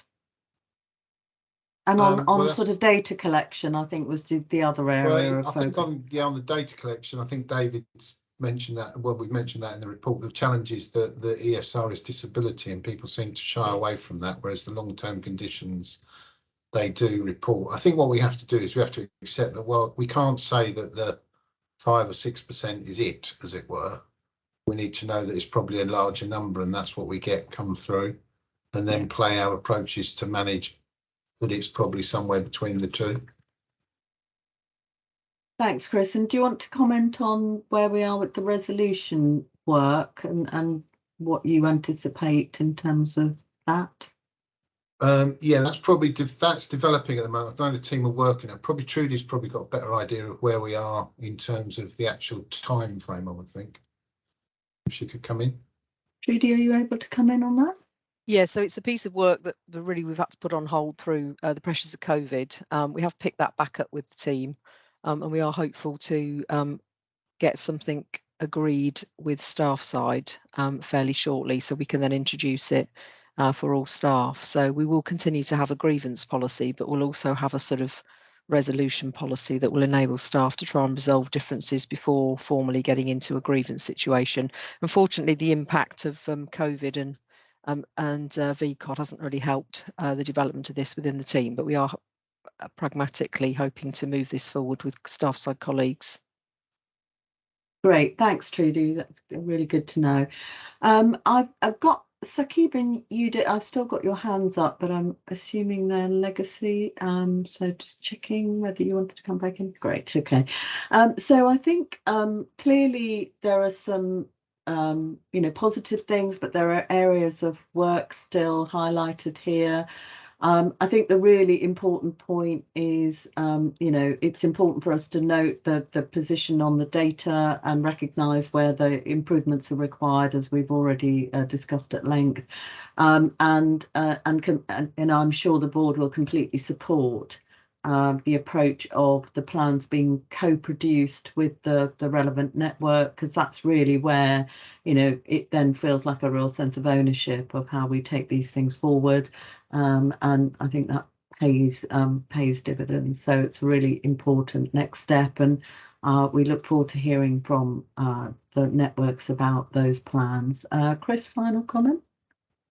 Yeah, I think it's worth playing into the discussions about recruitment. The one positive, I mean, obviously there's challenges within it, but clearly we are attracting a lot of BAME staff to come and work for the trust. The trust does attract people from that group, because obviously we've increased the percentage, and the percentage is substantially above the Northampton percentage. So that helps in both regards to our desire to be anti-racist and have an inclusive culture and address our recruitment challenges. Thank you. Thanks, Chris. Yeah, really important point.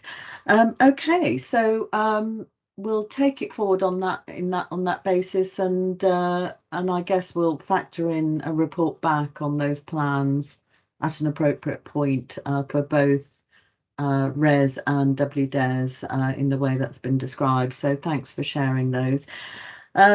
We do have some reports Christy? for. Yes, sorry, Chris. So just you're happy to approve the figures, and then we will bring the plans back in September. Yes, indeed. I think we are. So thank you for both reports. They are really important for us. So we have some items for information, and that is 3 reports. One is the quality regulatory inspections update. We've got the staff flu vaccinations, lessons learnt report, and reflections on how we might go forward. And obviously we've got our register of interest, which is there routinely. On the basis that they've been included for information, I'm assuming that Julie doesn't want to particularly make any comments, but I do just want to allow any questions or comments from any board members before we note those. So does anyone want to come in on the either paper U or paper B? Melanie? I'm sorry, I'm going to be a real pain. The S136 suites. We had the Mental Health and Legislation Committee back in 12th of June, and the doors were being delivered to Berrywood, expected that week. So I'm just really fed up 6 weeks later, reading a report that says, oh, it's the door frames that are the problem. And I'm kind of struggling with the whole, 6 weeks have passed and we've still not got the doors sorted. So I'm sure it's not for want of trying, but it's just, well, I can only imagine how frustrated the team are. And is there anything that we can do or that we should be doing to try and improve that situation? Probably for Julie? Richard. Richard is probably, he knows more about the doors and the frames than I do. It's a bit technical for me. Richard? Sorry, in relation to the 136 suite. Yeah. Point. Yeah. Very good. So yeah, we have had some technical issues around the doors and things, as Julie was mentioning, and working with suppliers to resolve that. So that has taken a bit of time, just to sort of assure the board the units. Obviously, we've been prioritising one unit while keeping the other unit open. So that work is ongoing, and there will be some kind of lessons learned out of that process as well. Okay, thank you, Richard. So clearly frustrating for everybody, but yes, it would be useful to kind of understand any lessons learned. Julia? Krishni, two quick comments. One on the regulatory update around children's ADHD, just to say, looks really interesting. One of the bullet points talks about a new pilot scheme with the CCG to offer rapid assessments, and the trial's completed and there's a business case in. So it's just noting that that's a great innovation, but if that is one of the great answers to it all, is that likely to succeed, that business case, or do you need any more support to get that through, or what's the sort of feeling as to whether that's the way forward? Probably a Jean question.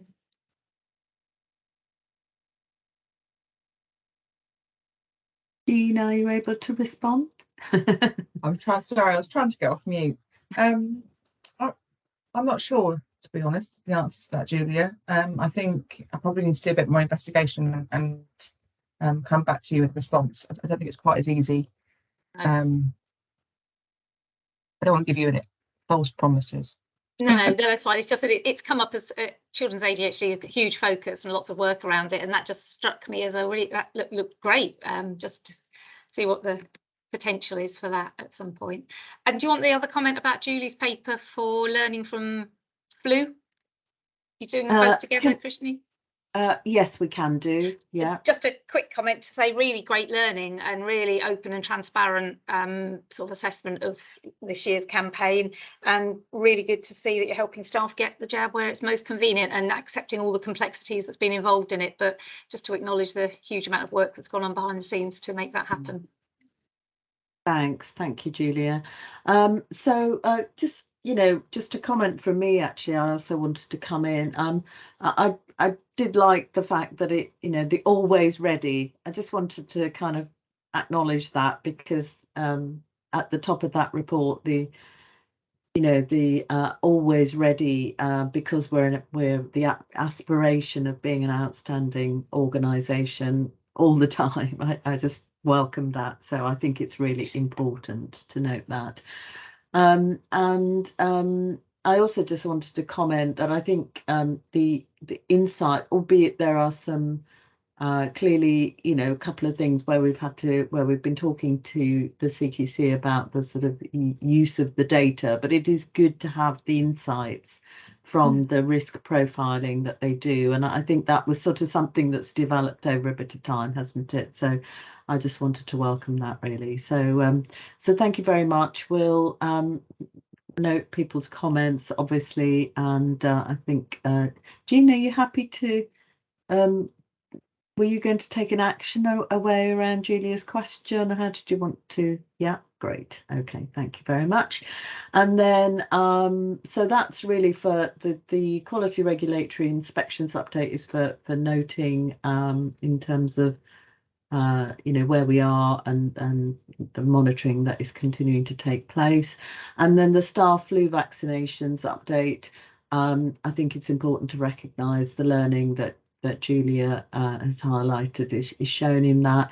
I do hope, I know we've really struggled with this during the COVID period, and some of that clearly is linked to the fact that we're asking people to take a COVID vaccination alongside a flu vaccination, which, and given that we were 2 years ago, pre-COVID, we were congratulated. I remember being in the meeting with the regional director. We were congratulated for being the best performing community and mental health trust in the whole region for our flu vaccination performance.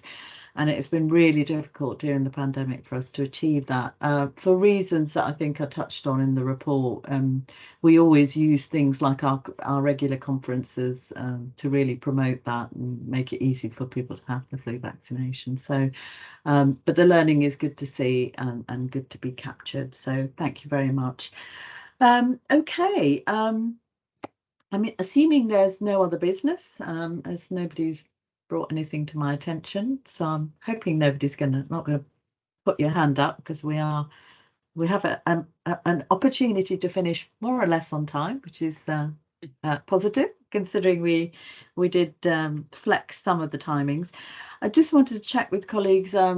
I know we've had a lot on the plate, and we've recognised that actually one of the practical actions we can take is just reviewing when the timing around the annual reports, because around this time that there was a lot of annual reports that we needed to consider. But in other respects, any feedback about the meeting? Has there anyone any comments that you want us to note in terms of the way the discussion has progressed, Melanie?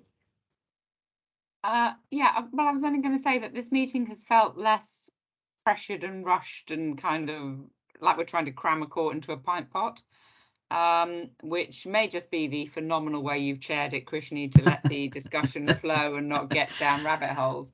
Or it might be that we've managed the agenda to have a better balance of content. But either way, I think this has felt like a more productive meeting as a result of not feeling so pressured.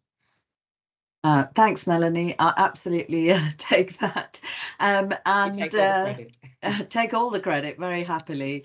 But actually, you know, I think it is important to recognise that one of the learnings for all of us, actually, I know Julia was particularly keen that we address this as well, but we've been through, during these COVID times, we've obviously had to streamline our meetings in order to, you know, actually manage the impact. And whilst I don't want us to sort of extend our meetings just because, you know, we've things do feel a little bit different, albeit we've already heard from Jean that we're not really out of the woods completely, but we do need to make sure there's enough time for the board to feel confident that we're having the discussions we need to. And I think it's felt like we've done that today, which has been really welcome. But thank you to all executive colleagues and your teams who put the papers together as ever. You know, there's through the committee and board effectiveness reviews, I know there are improvements that we're focusing on making, but you can actually see changes to reports and you know, attempts to move things forward, particularly on things like risk management, which we recognised at the beginning. So thank you to everybody for that. So as it's 12:45 and I rarely have landed anything to the absolute minute, I'm going to close this meeting and invite colleagues back to start at 1:15 for the private board. So hope everyone has a really good break. Thank you for all the contributions and see you all at 1:15. Thank you. Thank you, Krishni. Thanks, folks. Thanks, Krishni. Bye. Bye-bye.